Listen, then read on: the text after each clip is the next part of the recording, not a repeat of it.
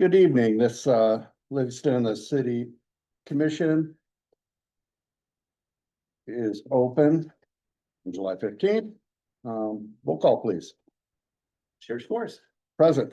Vice Chair Newts, Here. Commissioner Kale, Here. Commissioner Willich, Here. Commissioner Lyons is excused. have a quorum. Thank you. First order of business, public comment. Any public comment in the room on anything that is not on tonight's agenda? This, at this time, includes comments on consent items, if anybody has anything to say about consent items A through G. And just remember that we're limited to the things that the City Commission has supervision, control, jurisdiction over. And Leslie Feigl. Yes, good evening, Commission. Leslie Feigl, the Livingston Area Chamber of Commerce. So first of all, last commission meeting, I wasn't able to attend in person. And I was trying to allude to an event to utilize some of the funds that apparently keep being brought up. And this is a child care forum called Fix the Gap. Maybe you're not fully aware that in Livingston, as well as Park County, we have 9 daycare providers, 2 of which are non-licensed. And we have a, pretty big crisis with the amount of children that we currently have. Well, there was a lot of people that had babies after COVID. So we, as well as the rest of the state of Montana, have a huge crisis. We attended a meeting in Helena, and in Helena, a lot of the providers couldn't attend. So the same state officials and 0 to 5, Department of Commerce, and many others. We have local providers, local businesses that struggle to hire people that have workers with daycare issues, and the list goes on. So it is from 6 to 8 p.m. on August 26th. At the Shane Center, and hoping that you could spread the word. And we're really trying to come up with a lot of things that might be able to help our community. So number one. Number two, again, at that meeting, I had community members come into the chamber over the last week and apologize, ask lots of questions. And it was actually, they were embarrassed for me and the Chamber of Commerce. Now, the history of the Chamber of Commerce in the city of Livingston has been a long time, has been very close. And the city was a chamber member. And over the years, the lawsuit had to do with the board, not Leslie Feigl, the director of the Chamber of Commerce. Although I take a lot of the brunt of everything that happens at the chamber, and I take it with a smile. Until I start to hear things like I did, and I watched it 3 times and I played it for my board. And I just want to say this really quick. And the city commission are supposed to be nonpartisan. They're supposed to represent the businesses, and that's all businesses, nonprofit. And you're supposed to be able to listen to all sides. And I brought this up before. And one of the commissioners decided to make a upsetting, we're very angry, perhaps the Livingston Roundup Association, who pays for the parade, which is completely untrue, needs to find a new organizer. I myself have been putting on this parade for 10 years. Prior to me was Luann Nelson. Prior to that, we had somebody else. And that's because the LRA asked somebody to take it over, and the Chamber of Commerce stood up and said that we can do that for you. We put on events and we will be the event organizers. If you were truly worried about what you read and what you heard, then you would have reached out to the business in question instead of inflammatory language to the public in regards to us. I would hope that the city would take the time to learn the facts before speaking on an issue. The person that puts on the parade is the Chamber of Commerce. We have no affiliation with the Livingston Roundup except for they are chamber members and they are sponsors. 3 years ago, many people started becoming sponsors like Town Pump and the Livingston Roundup Association because the fees to put on the parade became more than $200 a year. We paid $3,600 a year. Thank you very much for the discount. And we loved seeing the city and all of the staff members in the parade this year. And we do appreciate one of the commissioners being one of our announcers this year. And I truly feel that it you know, when people keep using the word sad, it was a wonderful parade, and we have heard more than that from all of the community members of what a wonderful parade it was. We have emails and such to that liking. So my door is always open, 6 days a week, 7 days a week. Actually, I work about 60 hours a week, and I feel that if there is anything in question, please feel free and come and ask, because the rules came right out, and I have it right here in this book, came right out of the city's ordinances for the rules.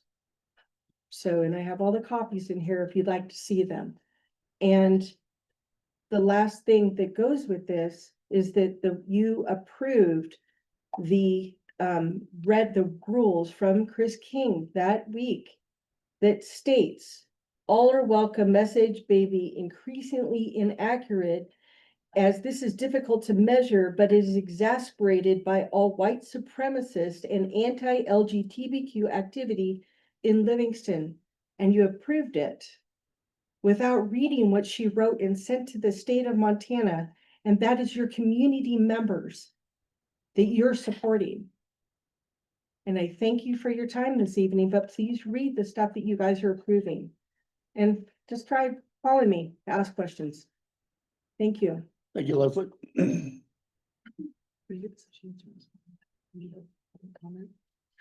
Thank you. Any other public comment in the room?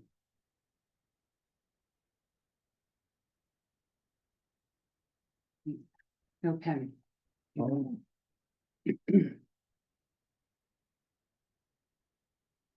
You can go ahead. That's okay, he's getting one. Thank you, Linda. Thank you very much. Thank you. No worries. Linda Moore, 113 South M Street, and I just wanted to support Leslie and what she just said. There was a lot of points that were very good, and she deserves some support, so thank you. Thanks, Linda.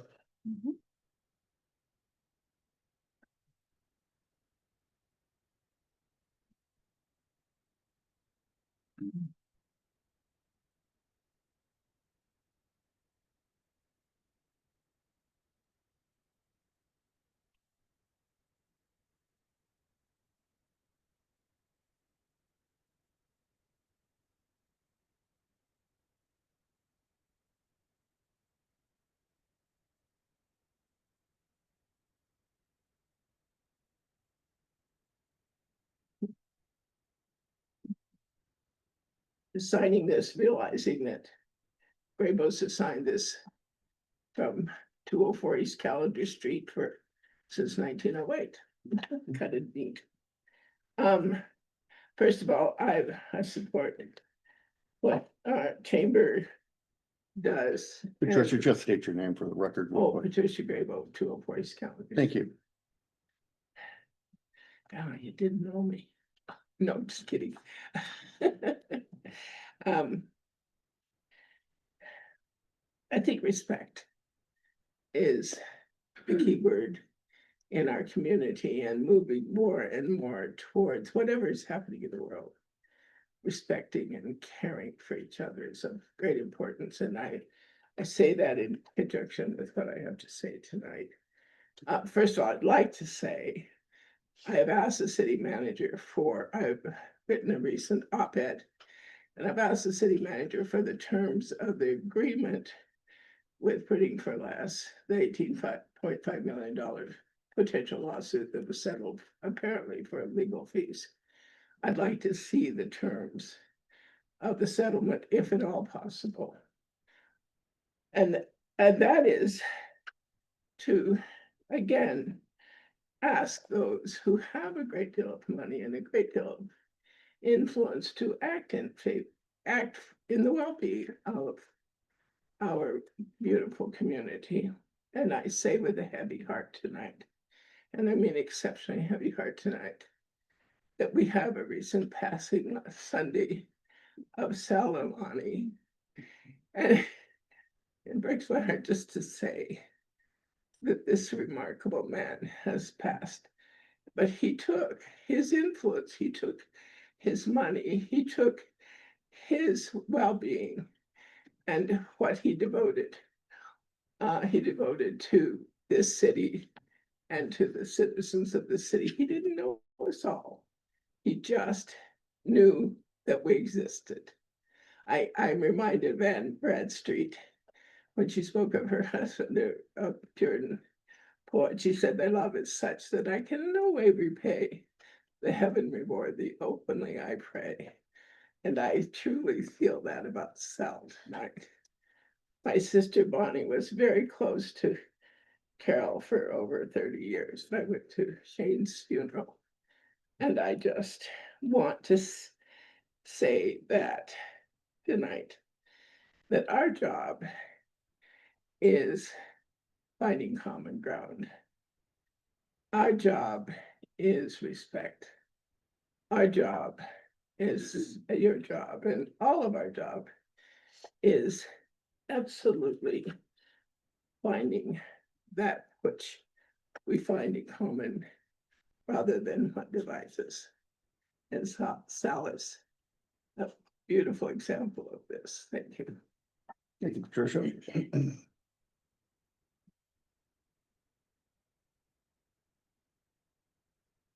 Any other public comment in the room before I go online? Give it one more chance after we go online. Any public comment online, please come off mute. Raise your hand. Public comment online. I see Jay Kiefer's hand up. Go ahead, Jay. State your name for us for the record, please. Okay, got to come off mute, Jay.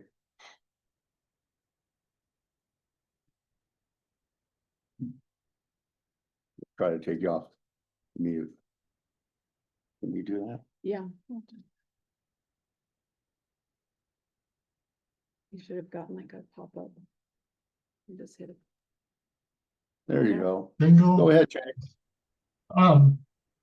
I couldn't agree more with the comments of Leslie, Linda, and Patricia regarding Leslie Fagel's comments. People in Livingston would think that with 5 different commissioners, there would be a difference of opinion that people could see on it. But when you look at the decisions made by this commission and the previous commission, you base it what Darrell, Halligan, Quentin, Mel on there, Melissa, everything was just lockstep. You couldn't see a difference of opinion on there. And this is why I just think that the city commission, at least I went to the extension office today and I found out that in the city of Livingston, there are 2 different climates. That's more difference of opinion than we have on the city commission. This is why it's essential for the people of Livingston to talk to Patricia Grable and say, you know what, I think we should look at a different form of government. I don't think the city can wait another 10 years before this ballot issue comes up again. Another thing on there, now one of the commissioners, the chairman of this commission, the vice chair of this commission, Mr. Willich, Kaylee Lyons have never instructed the city manager to present a budget with a 3% reduction in every department. The people of Livingston are asking themselves, is the city working for them or are we working for the city of Livingston? It seems like the cart is the horse before the cart before the horse. Things have to change. And one thing, 1995, ABS brakes were required by the federal government. In this primary election, we have to use ABS brakes again. It's anybody but Schwartz.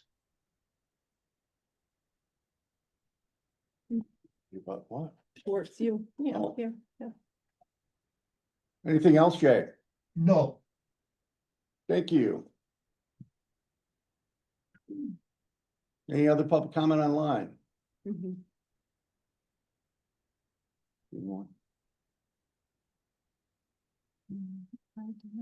Not seeing anybody else online. Go back into the room and one last chance, public comment online. You've already had a chance, Patricia, thank you. Do I need to comment on? No. G? No, thank you. You had your chance, thank you. Any other public comment online in the room? Okay, public comment is closed. Commissioners. Any Oh, sure. rebuttal? I'll just start by saying that my record speaks for itself. I have been the dissenting vote so many times on this commission that it's almost uncountable. Okay, I want to start by sharing my favorite poet, one of my favorite recently living poets died yesterday. It's a heavy loss. Her name is their name is Andrea Gibson. And I'm going to start my response tonight with a poem that they wrote titled No Such Thing as the Innocent Bystander. Silence rides shotgun wherever hate goes. I think there's been a lot of things said about a couple of us here tonight, and I would say that first of all, I'll speak to comments about the parade. I would love to see the copies of the rules that you offered, if you could give that to the administrator, and the text that you're referencing that you want the commission to read. I think that he could disperse that and distribute it to us as well. But in regards to things that were said in the paper, it's a very dangerous thing to dehumanize. And I mean dehumanize, like referring to bestiality and calling people animals or referring to them as animals. It's a very dangerous thing to do that. Please, It's a very dangerous thing to dehumanize a population of residents who are already the most vulnerable people in our community. It's a very dangerous thing to also hypersexualize a group of people that are already the most vulnerable people in our community. The data is clear. It's available for anybody to read. The statistics have been said more than once in proclamations that this commission supports. It's important to speak out when groups of people, any groups of people, are being dehumanized in our community. I'm very concerned.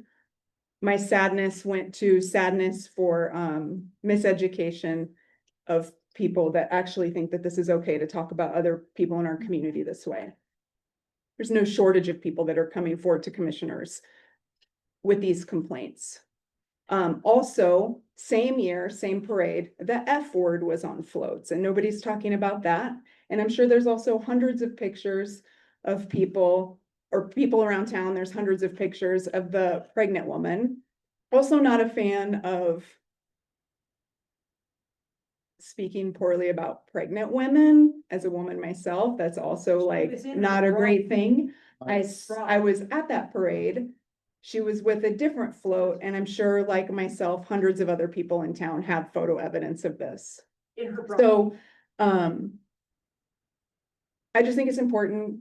I just want to speak to that. There's a lot of things being said about the commission and our beliefs, and I think there's a reason why many of us on the commission have the highest percent votes ever in Livingston, myself included. And there's a reason why we were voted, was to speak against things like this when they happen. Moving on to another topic, I would like to ask the manager, will you be getting receipts of events to track the finances that taxpayers have given to the chamber? Also, I'm curious, will there be childcare at this event? Thank you for sharing this, Leslie. This is great. Will there be childcare for people that want to attend this business meeting about We are trying to childcare? set up a room, might be the kitchen, but it's. Great, it's a perfect. shame center. So just to confirm It'll for be the record coming that up. Leslie said the chamber is working to set up childcare for this event so people can attend to talk about childcare. That's fantastic. Thank you for doing that. That's great. Thank you for letting me speak to this. Yes. I will yield. just, yeah. Go ahead, anybody, Good for the moment. Thank you.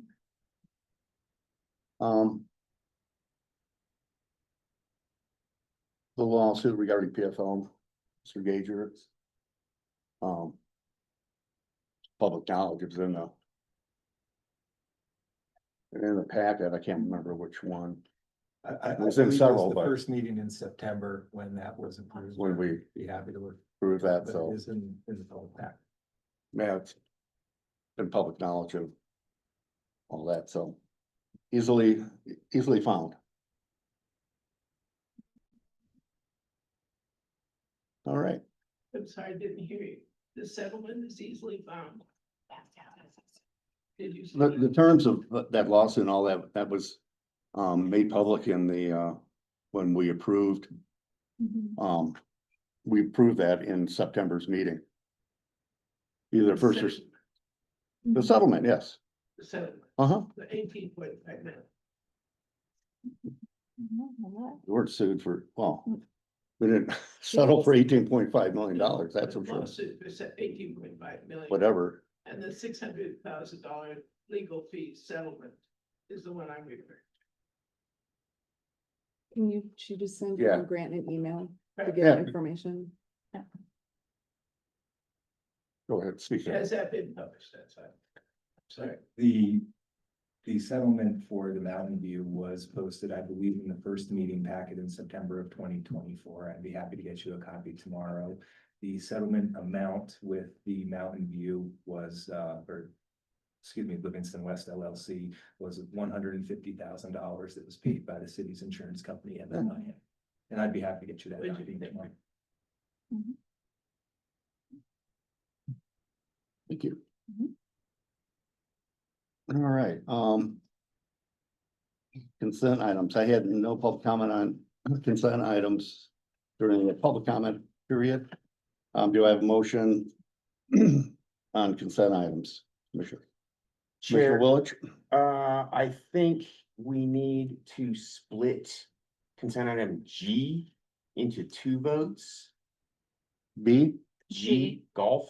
Oh, because G, I G. am a part of it and you're a part of it. Oh, you're right. So we need Thank to- you. Oh, without- that's smart. Yeah. Yeah, oh, good call. I defer the smartness to Chair Kale. She came up with the idea. I think that's how we need. to Yeah, do it thanks. today. I forgot about that. So, does anyone want, I'm sorry, Yeah, no, go ahead. okay, don't need anything else pulled. I want to G. pull something. Okay. Oh, okay, I want to pull consent item B, please. sorry. Got it. Do you need a new one? No. I have this one. Okay, so with that, we'll, do I have motion on consent items A, C, D, E, and F? I'll make a motion to approve consent items A, C, D, E, and F. I'll second. Okay, motion by Kale. A second by Willich. All in favor? Aye. Aye. Opposed? Motion carries. Let's start with, consent item B. Commissioner Nudes, you have the floor. Thank you. I want to make some corrections to the minutes. Okay, Page 25, Mhm. the last sentence says, referring to me, she doesn't want to address the letter from Public Works right now. I actually asked Garrett, does he want to address the letter from Public Works right now? My second correction is on page 26.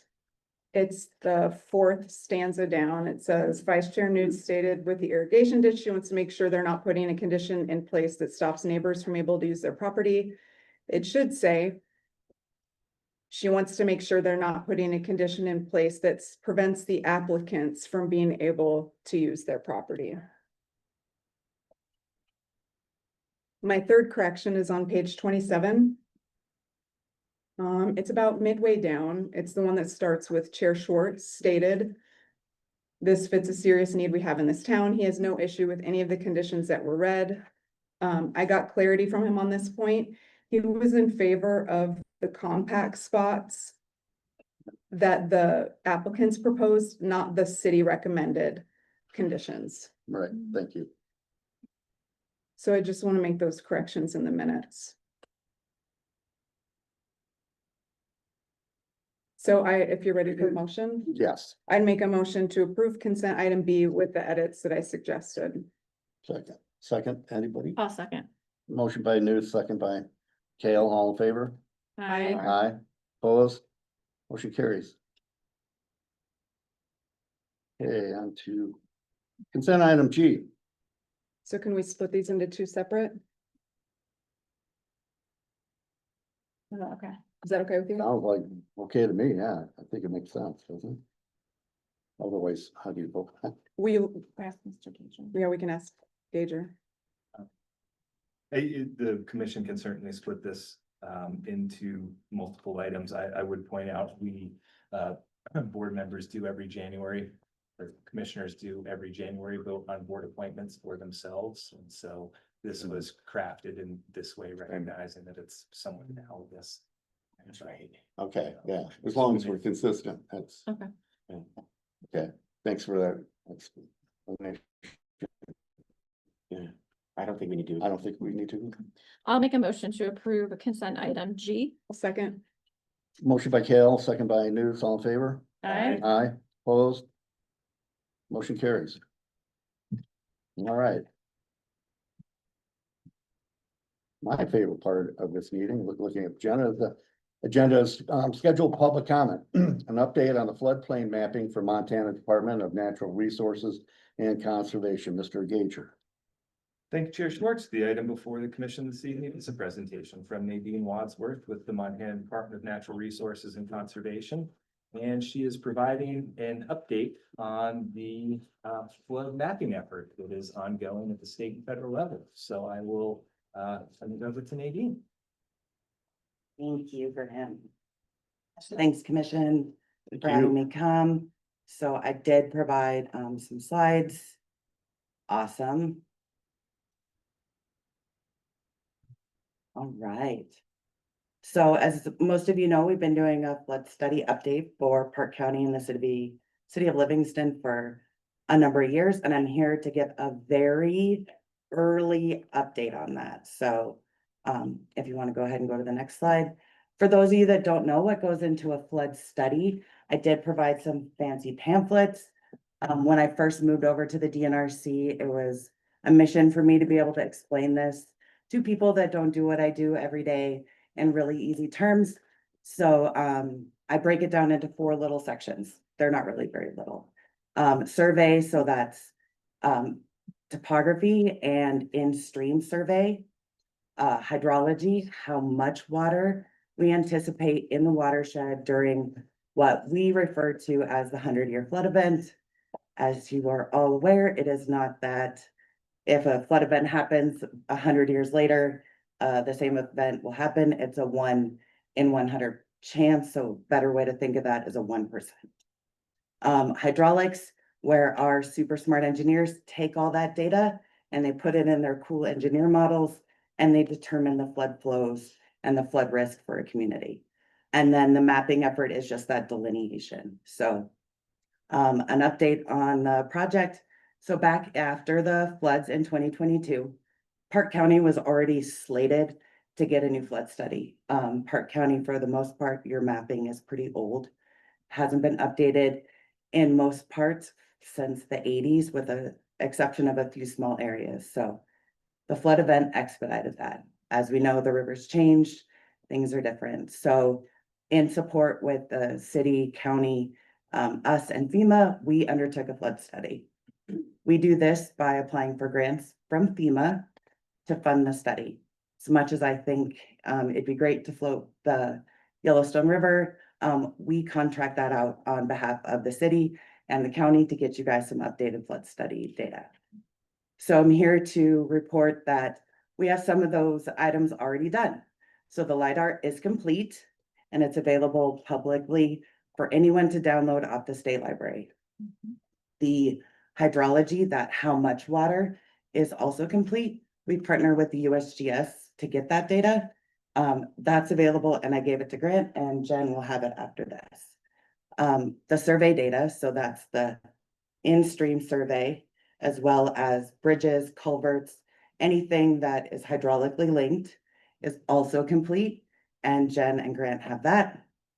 And then on top of that, we do a companion document to really help the community understand their flood risk, which is this really lovely flood history report. And Grant has that hard copy as well as on the thumb drive. So that's all done. It gives a really good update on the flood risk for the community and gives you some idea of where we're going. So last month, our contractor, oh, I should add this. Levy analysis, yeah, if you want to go back there. Thank you. So as part of a flood study, we also analyze kind of at the state level, any flood control structures that may be impacted by this study. And as we know, there's a levee just on the Yellowstone River. So we do a very high level look at it. But ultimately, the responsibility of conducting a levee analysis and a certification is that of the owner of the levee. In this case, that's the city.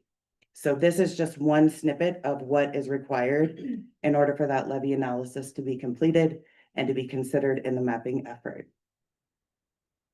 Thanks. So last month, our contractor gave us some very early results. We broke up Park County in what we call domains so that the engineer models wouldn't run too long and it would be easier for people to use the data. Livingston was the first step because the Corps is waiting on the data, because we've been working with them. Grant and Jen and I meet roughly quarterly to kind of go through the flood study and provide any updates. So I have data. This could change. And it's interesting. So what I want to draw your attention to is the first figure on the left. So this is what we call a worst case scenario. And this is only from the Yellowstone River, if the levee is not able to be certified.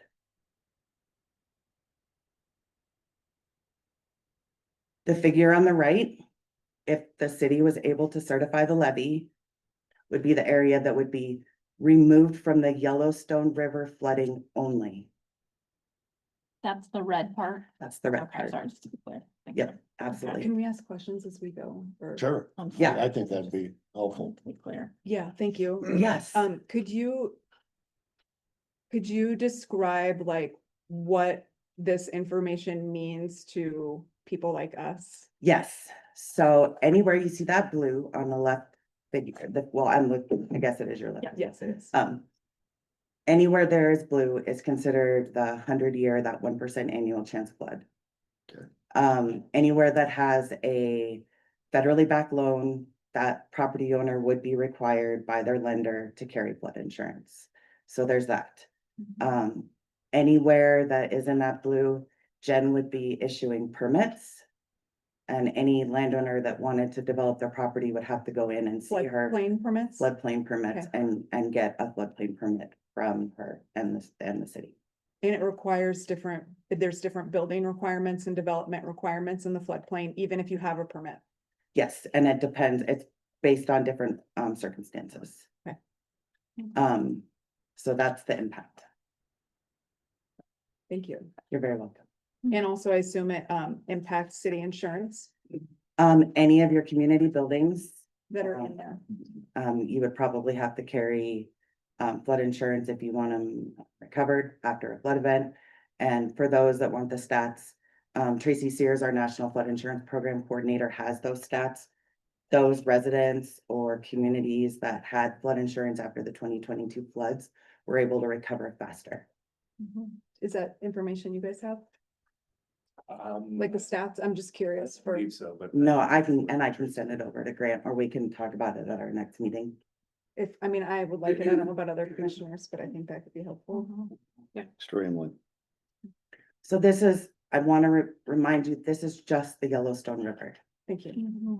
So if you want to go to the next slide for So me. what does the red mean? The I'm red, the sorry. only distinction with the red is, The red is if the city certifies the levee, that is the floodplain that would be removed. okay, And what it goes back there is what we call shaded zone X, and it's just an area protected by a levee.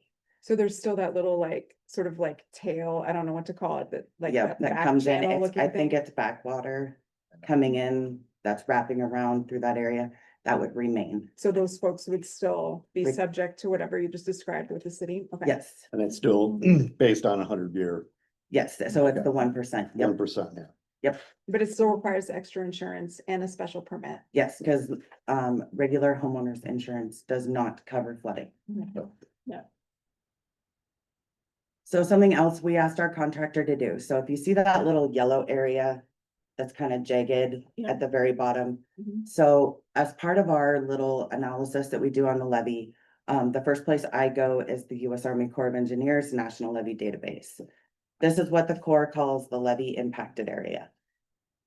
It's obviously not updated. There's not a lot of data on the Livingston levy. I don't have any data at our office. And I don't think there was much here either. So we asked our contractor to update this. So this is called the levy shadow. So if you take the top of the levy and you run it to high ground, anything below that flood elevation is in this shadow. And that's the yellow. That's the pink and the purple. Got it, okay, So the yellow is what's on the National Levy Database. okay. The pink and the purple is what we've updated as part of the study for you. Can you describe that again? I don't think I'm following something. So if you take the top of the levee Mhm. and then with the updated topography, you run it till it reaches high ground. That pink and purple is anything below that. Okay, gotcha. No. So like the top edge is the same elevation as the levee. Mhm. So all those folks are like the New Orleans of, That's the area Yellowstone. below the The yellow. ninth ward. The levee. Yep. I was doing that for our planner and she picked it up. I saw her shaking her head. She knows. Okay, thank you. That's super. That's Absolutely. Super interesting. Mhm. As part of the study, we also are restudying Fleshman Creek.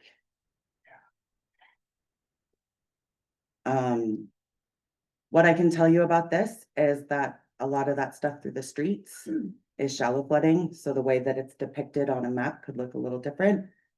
But I really want to point out the risk of that area behind the draft A. That's a new area that would be included. Fleshman is currently unmapped Mhm. as it is today. Right here, she's talking about this. So like the Oh, northwestern part, well, north, this is probably not pointing towards. It's north. the where the, It's the western part of the map. and it's also in the central where the A is. Okay, so like right here. Yeah. That draft. And I didn't that's- see that. It's Um, this and then this. Didn't see that white egg. No, I- No, thank Um, you. For mine. So as part of, so this is if the levy was in place. And yes, Indifferent to the levy. okay, indifferent to the levy. Contribution by Fleshman levy. Sorry, he's a technical guy. Can you say it again though? 'Cause so the. So it's indifferent to the levy, so this is just Fleshman. Yep, just Fleshman. Understand. This does not include any Yellowstone River flooding. So this is assuming the Yellowstone River's fine, no water is coming up from the Yellowstone, it's only coming from Fleshman. So in reality, if it's coming from both, Yep, then the It's a different inundation picture. area could be different. okay. So I will say, as part of a certification that the city would have to do to get that red area removed, another component of that is called, and I just had it in my head, interior drainage, I wrote it down. So you have to determine how water that gets behind the levied area is able to leave the levy area. And Fleshman is that as well. Mhm. And then also, So in other words, I just wanna like slow it down. yes, In other words, Fleshman floods will say the river's fine, but there's no way for Fleshman to go into the Yellowstone because the levee is blocking it. So now we're just flooding that same neighborhood from a different direction. and that there's mitigation alternatives that could be done, and I will talk about that, but yes, Okay, yes. thank you. I just, Very, nope, thank you. Helpful, Thank you. okay. The next one is also impactful. This is the hospital area. So the difference with this is the blue and the red would be the newly mapped floodplain if mitigation alternatives were not done. So there are levees that are on the hospital side on the Yellowstone River. But we don't know who built them, we don't know where they came from, and because of that, they cannot be considered. Mhm. But this is impactful. I know this is a prime development. Yeah.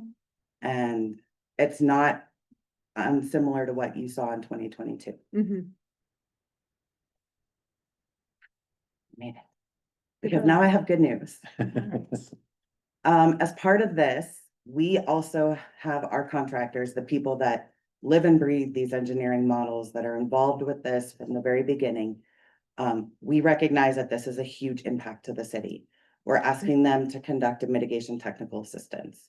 What this is a 30,000-foot view, and it gives the city alternatives, kind of like a pick and play, like option A is this, option B is this, and you can choose all the options, or you can pick some based off of your funding levels, whatever is available for you. But it gives you an idea and a way to reduce the risk to the community. I like to highlight Three Forks. Of the 5 mitigation technical assistance that we've done with this program, 2 have actually gone forward and applied for grants, and they were successful. Three Forks is my big success story. You can see that they were already at risk of flooding on that left figure. With the new mapping, it put a massive floodway through the city. Like you, they're an overflow for the Bozeman. And like you, they needed to find a way to be able to expand the city and still keep the risk reduction for their residents. So if you go to the next one, the contractor that did the study, Michael Baker, did this lovely 30,000-foot view. The community then worked with a nonprofit that you're fortunate enough to have in the city, along with the city engineering firm that they had. And they applied and were successful for receiving a mitigation grant based off this. So we're asking our contractor to do mitigation technical assistance for Fleshman and for the hospital area, which he already has his gears spinning. He already knows what he wants to do for the hospital area. I wanted to also give you an update on the timeline. So originally we were hoping to have effective floodplain maps by late 2028.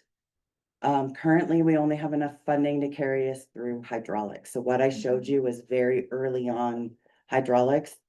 They're gonna finish doing the rest of the county, but we don't have any more money to go through floodplain mapping. We rely on FEMA grants, and we have not received the notice of funding. So I don't know when this draft data will become available or if it will. The other part of that is your DNRC mapping staff and your community assistance program is also funded through federal grants. So if those grants don't come, you will also lose the outreach support that I've been giving you. Just curious, is this related to the current federal administration, like changing things in FEMA compared to like where we were when you started this process? Yes. Okay. And I'll ask, when is staff funding? So for the community side, which is Tracy Sears and Shirley Wingard, they come in and they help Jen review, set up permit applications or whatever. I believe theirs ends at the end of the federal fiscal year. Myself and the other mapping staff, we have at least 6 months left over after that. I think it's federal fiscal year is in summer, right? So It ends September 30. they vote in the summer and then it's. Yeah, So, sounds like we need to talk to our federal delegation then. If we care about, I mean, like just, yes, if you Yeah. want these new maps to Yeah. continue, Okay. then yes. Keep this moving forward, yeah. because that's otherwise taxpayers like won't be able to afford. Right. This Yes, so without it's, it, okay. what I will say is before, if anything doesn't proceed forward, what we have for hydraulics that's done, I will make sure that the community has. It's up to you if you want to choose to regulate to it. It's up to you what you want to do with that data, but that is new and better data. And it's something that will help you and the community understand the flood risk.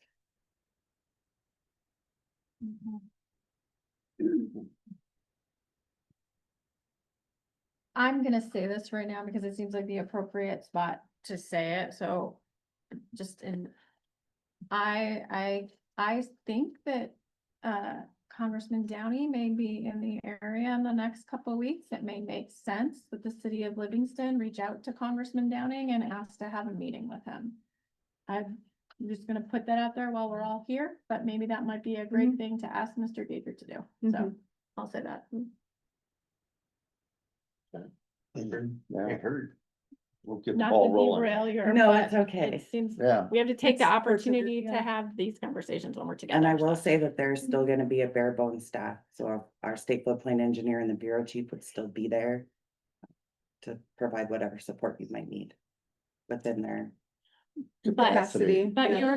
your capacity, but I am your job- outreach Your specialist. job and your staff's work is very important to this community and other communities in this state, and so it seems like an important thing for us to try to step up and stand up for you, so. Well, thank you. I'm more worried about getting you guys some Yeah. updated flood risk data in light of the flooding event.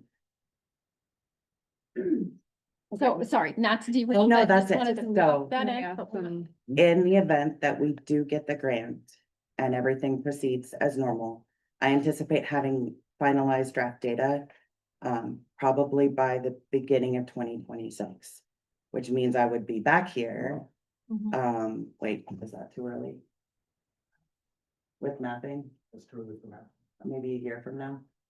Okay, sorry, Joel's my technical guy. So a year from now, I would have draft data. I would bring it to you. I would show you all the new draft data. And then probably, fall of 2026, we would roll out some public open house meetings. It's not like a public comment meeting. It's more, I get up, they listen to me drone on for 20 minutes. Then we have, tables where, property owners can come sit down with DNRC staff and engineers, and learn about their flood risk and what that means to them. So we found it really helpful. I have the tools that Jen and Grant need to reach out to these landowners, but I really wanted to just get you guys data. Grant and Jen asked us to come up and give it to you. And just let you know what's going on. Awesome. Can we ask clarifying Sure. questions before you go to public comment? Cause Yeah. I see hands raised. Okay. Okay, I guess my first question is like, and I don't know who this is for. I don't know if it's for, maybe the manager, and then if he can't answer, he can turn it over. So do you know, like, I guess I'm interested in like first timelines, like when these, various scenarios like start to impact the people who live here, particularly like with decisions about if their properties are within the 100-year floodplain. Is that like now a thing that's happening now, or is that like at the end of this process, or like where are we, given there's so many question marks about next steps because of the feds? I would defer to Nadine on that one. The impacts commissioner would be not felt until after the maps go effective. So once Okay. we complete draft data, we give this data to FEMA and their contractors, who then carry this mapping effort to effective. Do you have a sense of when that is? If we get the grants and we proceed, it could be 3 years. It could take up to 3 years to get through that process. And if nothing changes, let's say FEMA money poof goes away and we can't do anything, Then this new data would never go anywhere. but the new data would be living in our heads rent free, and we would know that like our levy might not be great and our whole downtown could flood and people could lose everything with no way to get a return on their investment because they can't get, right? I mean, that's Correct, that's yes. the gist of it. Okay, so Yes, the do nothing thing is not necessarily great right. for the Big people who question live mark, here. yeah. It's sort of like prolonging the inevitable, and then they could just lose everything with the next flood. Okay. My other question is, do you know,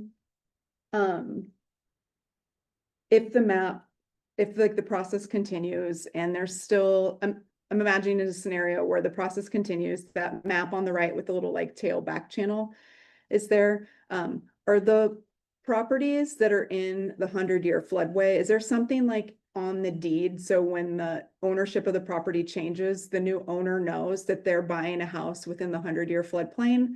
When I live in a Superfund site, it was not like that unless the realtor told you what was going on. So you could buy a property loaded with arsenic, let's say, or lead, and not know that you were like buying a house that was full of poison. So I'm wondering, like, how does this impact people in a real sense, since there will be turnover of properties in these spaces? And that's a great question. There is a disclosure requirement for realtors. And all I can tell you is that Tracy and Shalia have done a huge effort across the state to do special realtor trainings to really help them understand why the impacts of the 100-year are so important and what that means and how they should be disclosing that to future buyers. So the state does what they can to try to have realtors do it, but it's sort of like on the realtors whether they And I can tell you the last time when I bought my new house in town, I had to do a flood map search, which I thought was funny and I could just pay myself to do it. But I had to pay my bank to have them do the flood map search Here in Livingston here in Helena. and Helena? Yeah, Okay. so that's good to know, Yeah. Okay. maybe. So there would be like, and you just know that because of your job, that that's a thing that you should do probably, like, that's not like a random person would just know Right. to like look Well, for and I arsenic or did- floodplain information, yeah. Yeah, so like they came in with the itemized list and they're like, oh, this is, I saw in there, I said flood map search and we were paying a couple $100 as part of all the costs. I was like, you can give me a couple $100 and I'll search my own flood map. That's why I picked the property. Yeah, But no, my bank Okay. required me, and I will say that it was a big bank, so it was USAA with the military. And they made me do it. So I don't know if all banks are the same, but I would hope that they would be. okay, thank you, that's helpful. I think Absolutely. Um. I think that's all the clarifying questions I have right now. I guess, though I would ask like Mr. Gager, I know that we have a lot of different moving pieces. I'm interested like how this fits in with the other work that's being done around the river and floodplain mapping. In addition to this, like, could you do like the 30,000 foot view of all the things happening around the floodplain right now on the river? Yeah, I'd be happy to. This is one of two efforts that we have actively going on at the city. And you may have heard Nadine reference some of the other work that we're doing with the Corps. We do have a Silver Jacket study, a levee breach analysis that takes the hydrology and hydraulic information that this study produced and then simulates breaches on the levee in certain conditions and certain locations, really to find out how quickly the water gets deep. And so that is a companion study to this. Certainly I'm going to reach out to the Corps, but frankly, without this data, they don't have much work to proceed with. And then thirdly, kind of separate to the city, but occurring in Park County is the Channel Migration Zone study. That's also a Silver Jacket study. And you folks received an update on that from Freshwater Partners probably about 2 months ago. So those are the three studies that are ongoing in Park County and through Livingston. Thank you. Thank you. Commissioner Kale. Nadine, in sort of the perfect world where everything stayed status quo and the funding was sort of all there, can you one more time sort of walk us through the timeline of this information comes out, we're doing the mitigation study is happening, like, what does the timeline on that look like? And then you talked about potential, it sounds like maybe Three Forks got some funding. Is that funding part of this funding that you're talking about that seems to be going away? So does that make sense? Yep, so the mitigation analysis will be done. Our contractor's working on it kind of at the same time. We have a separate meeting after draft data. I call it the resiliency meeting, and we walk through the mitigation technical assistance results. The funding that Three Forks used to do their project was the Building Resilient Infrastructure and Communities grant.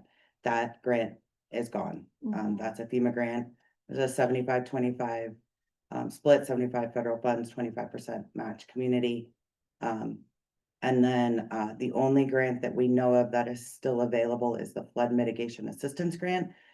You would think that because it says flood, it goes for all flood events. What that is tied to is the National Flood Insurance Program, and it's intended to reduce premiums and payouts to the National Flood Insurance Program. So you have to show an impact to so many flood insured residents in the community. So that was one of the other projects that was successful, which was in the city of Forsyth. They got funded through FMA and BRIC. Okay. So BRIC is gone. Flood mitigation assistance is, to my knowledge, still going, but that's a conversation to have with Greg Coleman, your local emergency manager. But as the city, because you participated and adopted your local hazard mitigation plan, you can apply directly to state disaster and emergency services when those funding streams become available. Okay. And I would encourage you to work with some of the local nonprofits that are around. They've done a great job. They know the FEMA application systems very well. And they were pretty successful with Three Forks. Okay. And would you say that potentially some of the projects that we might need to do, I'm just thinking like maybe like about Fleshman's Creek, that might be like a combined city, county project potentially to take care of some of those issues? It could be, I'd coordinate with Lawson or Mike on that. Mhm. They might be able to help more. I know that I did the final inspection for Fleshman Creek project when I first started with the state, Mhm. back in 2012. So that was kind of interesting. That was one of the first projects that I got to Mhm. do an inspection on. So yeah, I think, it could be a combined effort if that's something that the city would be interested in. Okay. I will say that depending on the length and the complexity of the review by FEMA to get these maps to effective. Also, there's a really strict due process that happens after the maps go preliminary. So from draft, FEMA compiles all that data and then puts it on preliminary firms, which don't replace your existing firms, flood insurance rate maps. And then FEMA holds a formal due process.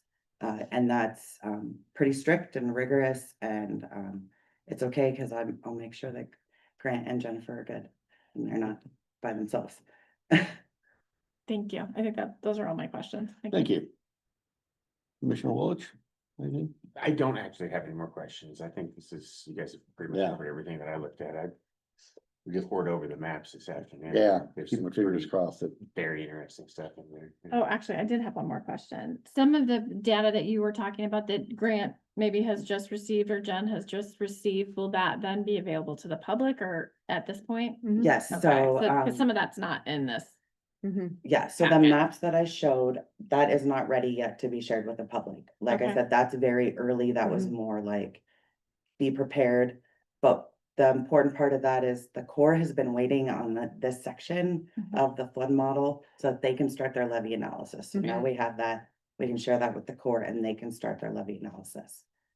But the other components, I will, after I'm done, so I have Livingston today and some other Upper Yellowstone communities tomorrow. Once I get done briefing them, then I will update the timeline and I will post that data or the links to like the state library on the project website that's housed on the DNRC page. And then if at any point you get a landowner that wants survey data and you're not comfortable sharing it, you can absolutely reach out to me and I can make sure that they get that data. We just ask that you know, because we don't want people asking for data and doing projects without coordinating with the community first. Sure. Where will this be on our website?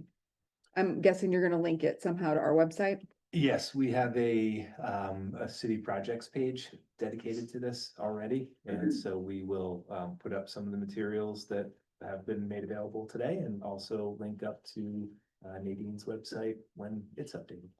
Thank you.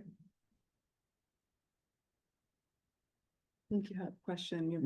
Yeah. Any public comment in the room? I do see Jeanette online, but we'll go in the room first. Yes. Thank you. Do I go sit down? Yeah. Yeah, cool. Jeez. Thank you, Nadine. Yeah, absolutely. Get comfy, yeah. Okay.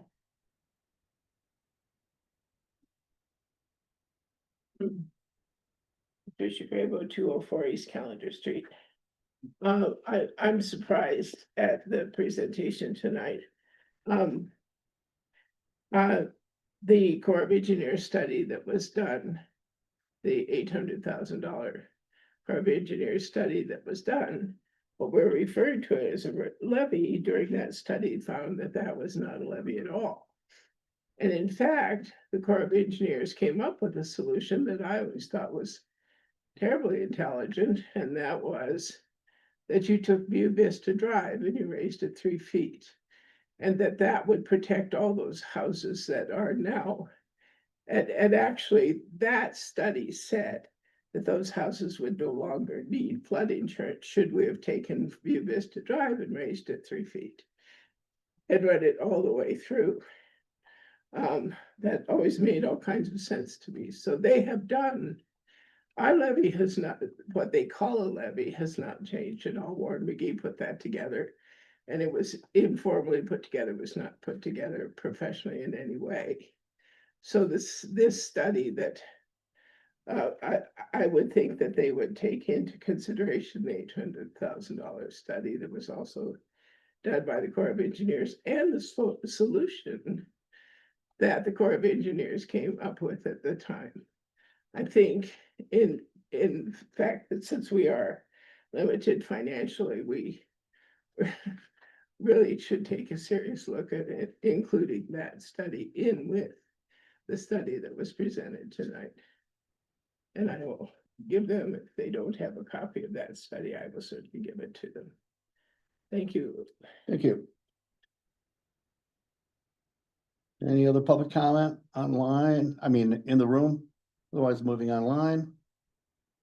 Seeing none, we'll go to Jeanette Blank. Please come off mute. You have the floor. Can you guys hear me? Yes. Oh, great. Thank you. I actually had a quick question for Nadine. Nadine, thanks for the presentation. I thought that was great. You mentioned that there's the contractor that's starting to develop some concepts for the flood mitigation. And I was wondering, just with the potential of having to hand off a lot of information at the end of the funding fiscal year, will some of those concepts also be transferred over as part of that data package? And if not, is there a way that the city or the general public can request some of those concepts? Just because I know that's a really trying to figure something out around the hospital area has been a really big concern for the hospital, obviously, in the county and the city as well. Jeanette, so, work will be finalized through hydraulics, whether or not, like we're still around, the contract is in place to finish the hydraulics. And there is still funding available for the mitigation technical assistance. It's just, it won't, the effort won't be handed off, the work would just stop. Okay. And so would there be some sort of like kind of summary of at least like where it got left off, just so that it doesn't kind of go into the ether? Commissioners, Jeanette, I would hope so, but if I'm not there, it would be up to the two people left in the office. Okay. Thank you. Thank you, Jeanette. Not your fault. Thank you for that information. Any other public comment online? Not seeing none. One last time in the room. We got one. Please. Okay. Hi, Commissioners. Hello. My name is Kristen Smith. I live in Livingston. I lead our Floodwise Community Assistance Program for Headwaters Economics. We've been helping with the Three Forks situation in partnership with DNRC. And we have a relationship already with the city. The stormwater utility is one of the projects we've been collaborating with. So just wanted to stand up and say you do have resources. There's a lot of good thinking happening about what to do about the flood risk in Park County and in Livingston, and Headwaters is here to help too. Just wanted to say that. Thank you. Thank you.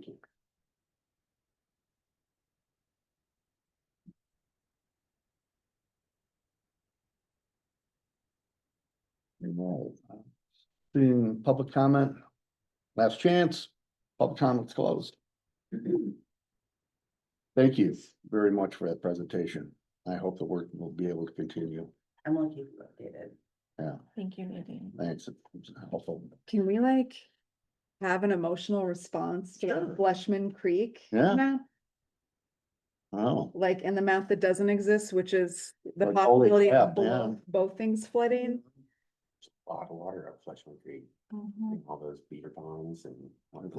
scares the crap out of me. Well- Goes under houses and culverts and, oh my gosh. Well, like both of them flooding. Yeah, Yeah, both. at the We same don't have a time. map Same of that. I'm guessing it's all gonna be blue. Yeah. That map. Well, not I the north guess. side, but Yeah. probably. Maybe, I don't know. Is there a north side map? Currently. I don't believe so, Okay. but we're not done with the study yet.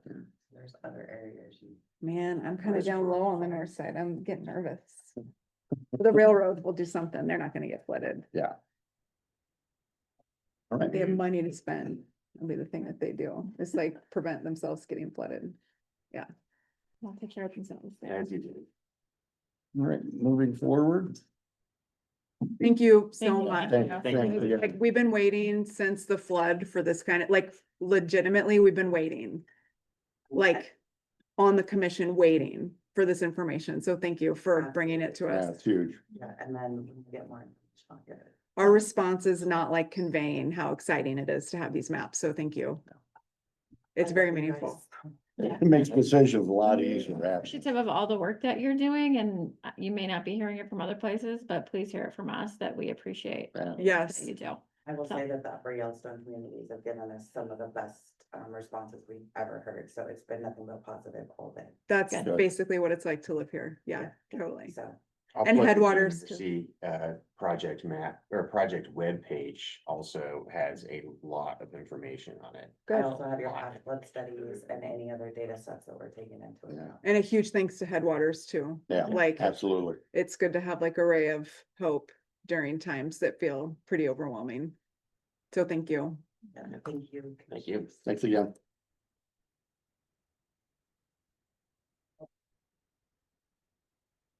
No. Just What's gonna next get on into the your agenda? weeds or anything on this? Do you need a break before we go? Okay. It's next on the list.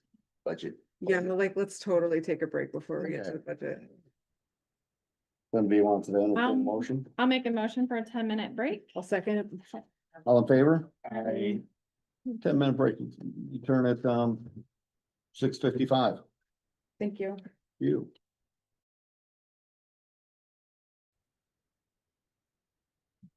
All right. This meeting of the Livingston City Commission is called back to order. Next item on our agenda this evening is action item A, resolution 5164. Hold on, I turn on my mic. There you go.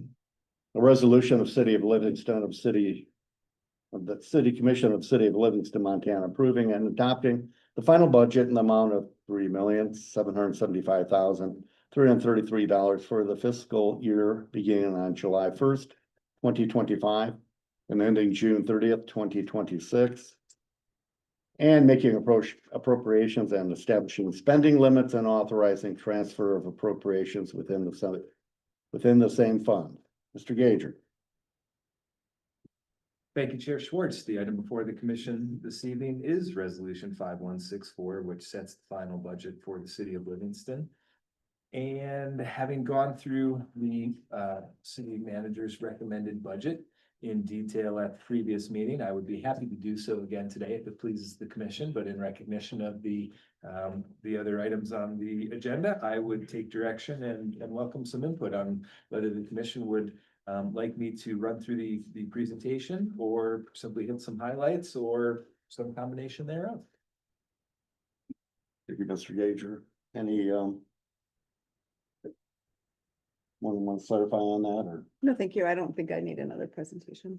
I certainly do not.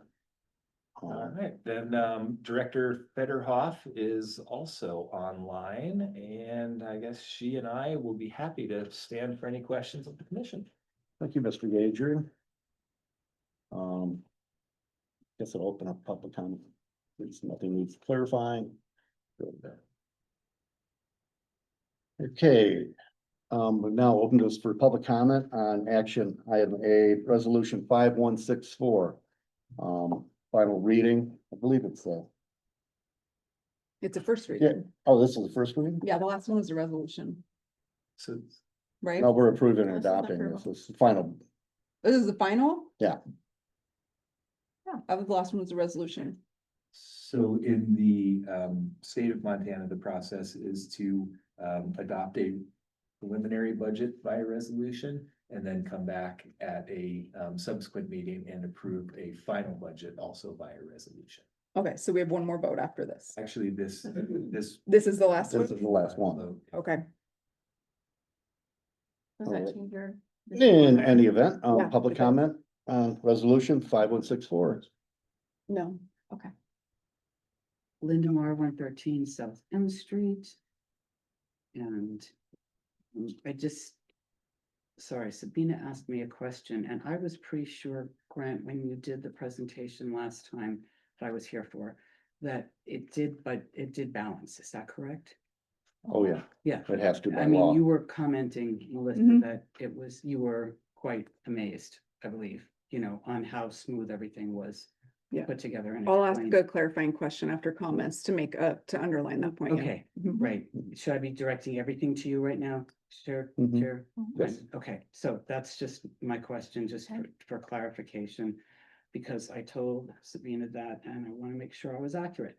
So, thank you. Great Thank you, question. Linda. Thank you. Any other public comment on resolution 5164 regarding this budget? Seeing none in the room, I'll go online. Any public comment online regarding the adoption of resolution 5164?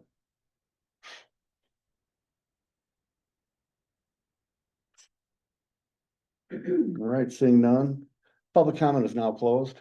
Commissioners, Commissioner Yeah, do you want me to start? Notes, yeah, please. I guess I will, this isn't really so much like a presentation, but that I'm asking for from the manager, but, first I would say like, we've never operated at a deficit since I've been a commissioner.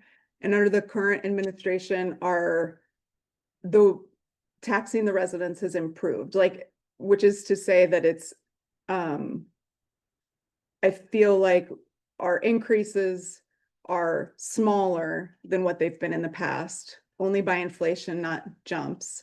And like in terms of rates. And if you were to look at the mills levied, they've decreased. And some of that's related to property value, which is independent of like anything the city has control over. So I guess what I would ask from Mr. Gager is, in as plain speak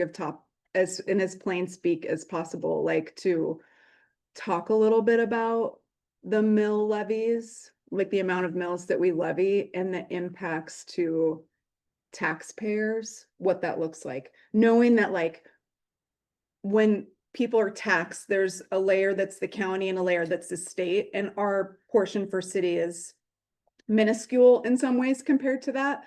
But we don't operate at a deficit like the county. We are not struggling like the county. I don't think we ever have been since I've been a commissioner, but we're certainly not in the last, like, how many years have you been here? 2.5? And we've given raises to the people that work here while we're not like taxing at great increases. So, that was a lot of words, so I want to stop talking and let you talk a little bit and try to make it like remembering that most people don't think about mill levies every day. Like try to like do it like you're speaking to people who don't have graduate degrees in finance. All right. Okay, yeah. I appreciate that, Commissioner. So to address the question that was asked, and this is noted in the executive summary on page 1-1 of the budget. And in FY 26, the general fund includes $8,422,434 in operating revenues, which support $8,417,560 in operating expenditures. And so we are in balance by approximately 15,000 or so dollars on the 8 million. And that is operating expenses versus operating revenues. And as I explained to the commission in the last meeting, it really is important to remember in government budgeting, as in all budgeting, there are one-time revenues and there are ongoing revenues. And then there are one-time expenditures such as capital projects or equipment purchases, and ongoing expenditures such as salaries and benefits and electricity and fuel and all of those other consumables that we use on a day-to-day basis. And so, a well-constructed budget matches revenues with expenditures. And so ongoing revenues ought to be sufficient to fund ongoing expenditures. And similarly, one-time revenues are best used to fund one-time expenditures. Kind of the exception to those rules would be if an entity had excess ongoing revenues that exceeded ongoing expenditures, that surplus should rightly be used either to build the fund balance or to make one-time purchases in recognition of that, the one-time nature of that surplus potentially. And so I am happy to report for the third year in a row that I am recommending a budget that is in balance and where operating revenues exceed operating expenditures. And then, Vice Chair Nunes, I do appreciate your comments on the health of the city of Livingston's budget. When I arrived here, had a healthy fund balance with the commission's direction. We have begun to work that fund balance down through one-time purchases, capital projects that we've undertaken over the last several years. However, this budget as presented contemplates an ending fund balance of 26.2% of general fund expenditures. And that exceeds the Government Finance Officer Association recommended level of 16.6% of annual expenditures in fund balance. And so this is indeed a very healthy budget. And I'm happy to thank all the commissioners for that, and certainly also to thank Director Federoff for that as well. And so now, when it comes to the mill levy calculation, I think it may be easiest for me to share some pages out of the budget if it pleases the commission. And so I will turn to the recommended budget document. And I guess like I would add, the reason that I'm specifically focusing on mill levies is because this is where it shows up on people's tax bill. Like, it's easy to get lost in the weeds of the budget. So when you do this, could you also show what we legally could be taxing people if we wanted to versus what we're actually choosing to tax people? Because I think that those, do you know what I'm saying? Yeah, the allowable amount of mills. The allowable amount versus like what we're actually, because I believe that those numbers are important for the community to understand like what the city is doing versus what the city could be doing within the bounds of the law. I will work to address those, and I know I've got Director Federoff, who is a CPA online, and so Director, if I step out of line, please don't hesitate to correct me. And so I think really it's probably easiest to start at the bottom line, and this is page 19 of the PDF of the city manager's recommended budget that appears on the city's website. And so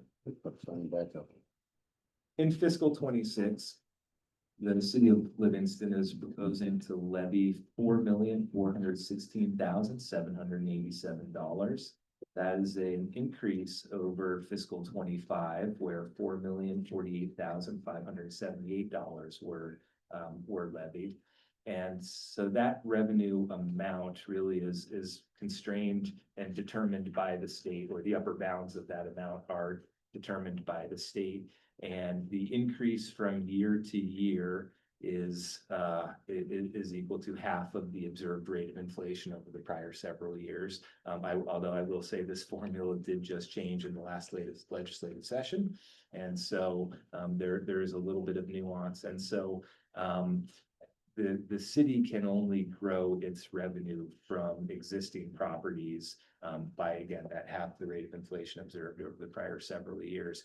In addition to that, up until calendar or property tax year 2025, so the next one to be billed, municipalities also got to recognize 100% of the tax revenue or the increase in taxable value from new construction. And so the revenue equation for businesses is that revenue equals price times quantity. If a hot dog vendor sells 100 hot dogs for $1 a piece, their revenue is $100. If they bump the price up to $2 and sell the same 100 hot dogs, their revenue is $200. And the city of Livingston, as I explained, our increase in revenue is constrained. We could never simply double our revenue from property taxes. That's not allowed under state code. And so the revenue is fixed for us. The taxable value is also fixed for us by the state Department of Revenue. They go out and do the reappraisals. This is a reappraisal year. And so our sales rate, our levy, our mill rate is the plug that makes that entire formula balance. And so in a year where we've got a large increase in property taxes, which I received my notice, and I believe my increase was somewhere around 30% or so this year. And so what that has the effect of doing is decreasing the mill rate. And so one can see from fiscal 25, when our mill rate was 154.56, it is now expected to drop to 132.47 in fiscal year 26. And that's because we had a large revaluation year this year. And so that drove the mill rate down. And so for every individual homeowner or property owner in the city of Livingston, they can calculate their property taxes by looking at their letter that they just received, probably from Department of Revenue, that outlines the new market value, but then also has the new taxable value. So in the state of Montana, up until this year, the taxable value of a residential primary home was 1.35% of the market value. There is a new formula which slightly lowers that this year, lowers the that 1.35%. And so just based on the market value of the house relative to others in the jurisdiction. And so an individual homeowner or property owner, if they receive that letter, could simply take that taxable value, divide it by 1,000, and then multiply it by 132.47. And the division by 1,000 is because the definition of a mill is it is the tax rate per $1,000 of value in a property. That's just the definition. And so I did earlier today create at the request of a commissioner, I created a worksheet that I used to calculate and share my own personal property tax implications, and I'd be happy to share that with the commission here if you'll just give me a quick.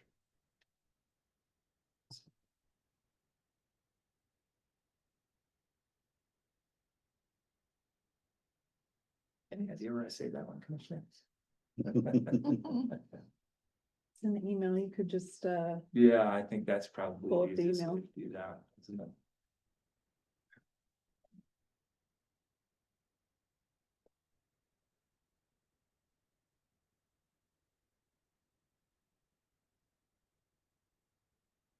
Apologize for not having this one queued up already.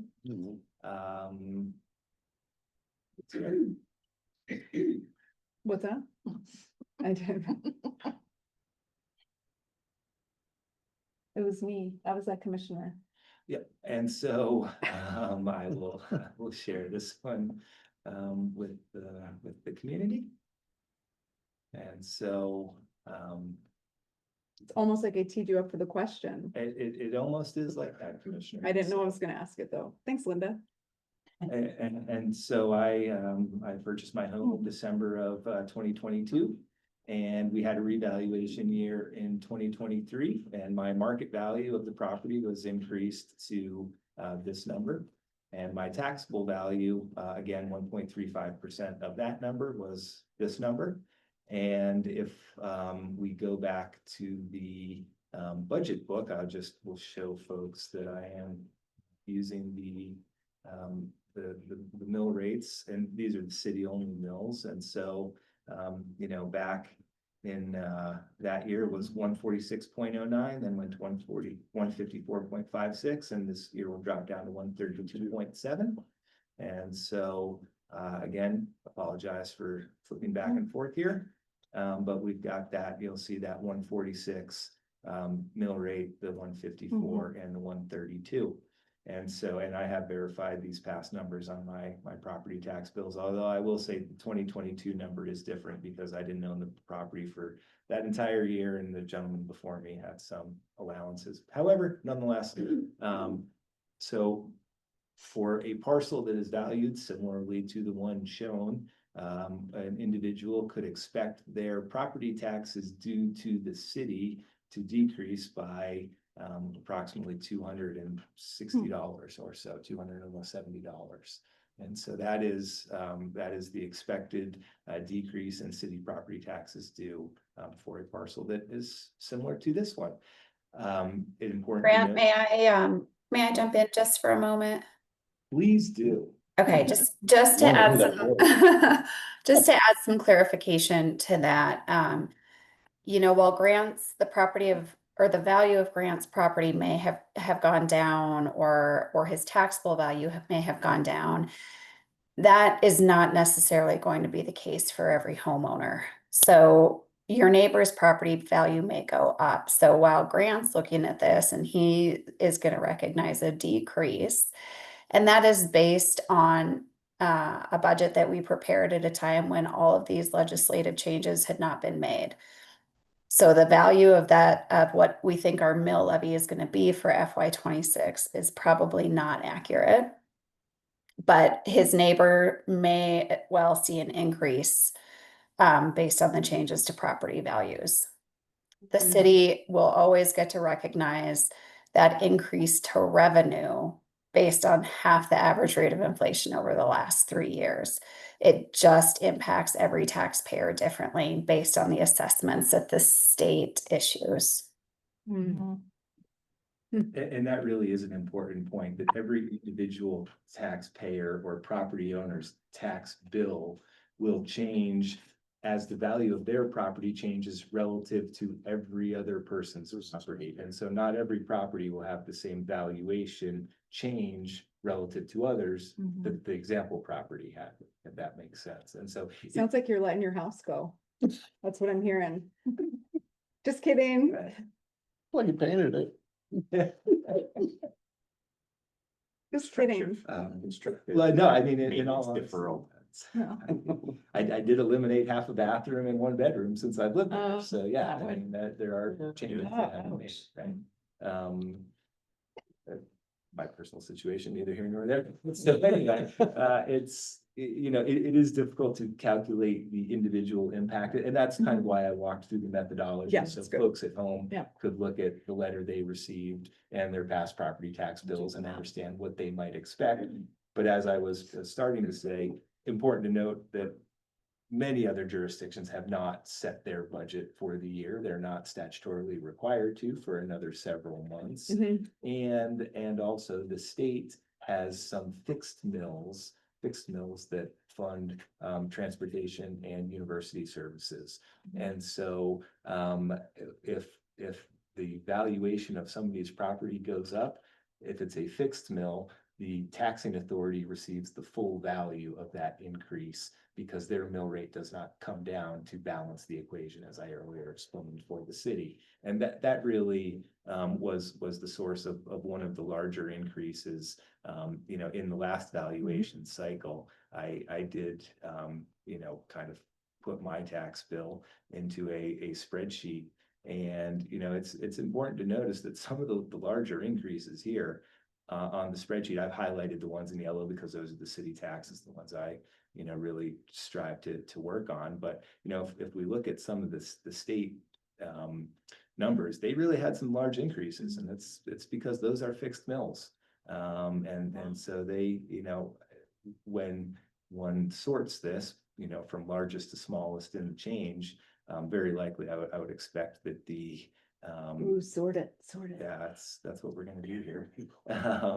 And I would very well expect that I've got a button, I think, yeah, this one is, sorry, the screen share is over that now.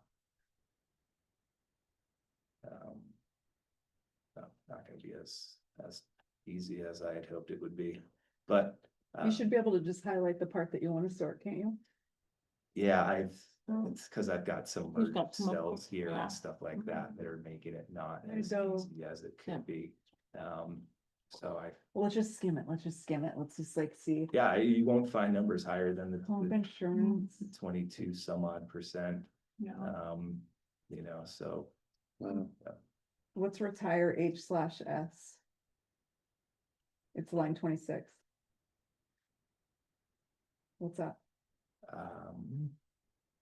Director Federhoff, would you? High have any school insight? retirement. It's a permissive levy that schools are allowed to do. Oh. Yeah.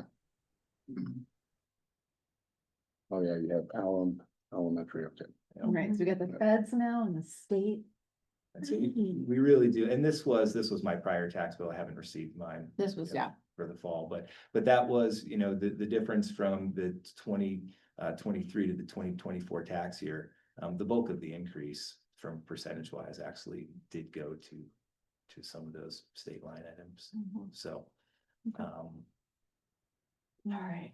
So hopefully that has provided a little bit of insight into the mill levy and its impacts on individual things. I think so. Hopefully that's helpful.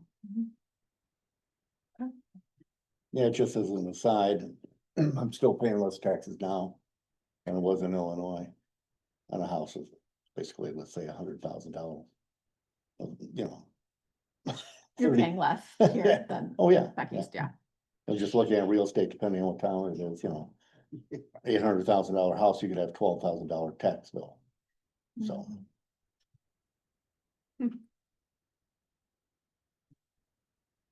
But if neither here nor there, right? Okay. Mhm. Where are we at now? We did, we Let's do talk public about the comment? budget. Yeah, Oh, talk okay, about public comment. Comment? Yeah, we Let's did public talk about the comment. budget. okay. Who would like to go? I'll go. I'm already on a Yeah, roll. who- Okay. I would say one thing that I like specifically to your point, Linda, about this budget, like when we're looking at the full arc. I mentioned it a little bit last time, which is, people are really interested in first responders for all the reasons. And if you look at the way, fire, like an like our emergency services through the fire department. Were a few years ago compared to now, there used to be like consistent overtime pay that was sort of not not budgeted for. It was just like the structure of the department was such that we relied on paying people overtime to deliver the service. And so one change you would see in this budget is not just it's less about the numbers and more about the structure of humans in those spaces. So instead of relying on overtime or not permanent employees, which I would say this commission historically has been in favor of allowing people to be permanent employees, because then they can count on, benefits. It's easier to be a community member when your family has benefits. So there's like a lot of reasons we'd rather have permanent employees than people that are just passing through. The structure of the fire department changed in this budget cycle so that we'll be paying about the same amount of money without going into overtime pay, and people can count on the benefits that come from the city also, which are probably some of the most competitive benefits in the county, I would guess. So that's like a significant change that most people wouldn't see on their tax bill, but if you're paying attention to how the city operates, it's very meaningful to the commission to have this need met while we're paying people better and we're not dipping into constant overtime pay, because that doesn't seem like good planning. So that's like a noticeable change in this budget, which it's in there, it's in the last video too, I'm sure he talked about it a month ago. But that's like one thing I like to see after a few years on the commission. And we're not going into the red on it, we're financially, it's pretty close to where we were before. Okay, I've been thinking a lot about this budget, as you guys know. So I wrote down some thoughts that I have. I'm just gonna read them. So Sure. I do want to start by saying that this is the strongest budget that I've seen yet when it comes to aligning community goals while staying disciplined with taxpayer dollars. And I am grateful for the city staff that got us here. But as a commission, our job doesn't end with what's on paper. It shows up with what people see every day when they're in our town. So there's a couple things that are on my mind regarding this budget. The first one is the mural in the underpass. When we approved that mural, we were assured that graffiti removal wouldn't be a problem. It's been over a year and there's been the same tags on the mural as there were over a year ago. So I've raised this issue many times, including in this year's budget priorities, but there's still no visible action. I'm also concerned with the railroad crossing that we're repeating the same cycle, chasing the same grants with no clear plan if they fall through. This is the RAISE grant specifically. This commission's been clear, we want action, not another year of waiting, and people that voted for us expect it. So at the last meeting, there was more than one commissioner that rightly stated that the failure of the railroad crossing can be blamed on the elected officials of Livingston. And they're right, but I believe that's only if we accept the same failed strategy. I think it's our job to demand something better this time and then follow through with it. So my concern is the erosion of public trust. That if we do the same, if we go down the same path and we keep failing, then the blame and burden should land on us. But we can make sure as an elected body that it doesn't happen this time. So I guess I would add that crossings and murals aren't just concrete and paint. They actually determine the safety and like pleasantness of our community. Also, it determines how people feel, if they feel connected to our community or cut off from our community. And every time we make promises to the community and we don't follow through, it sends a message.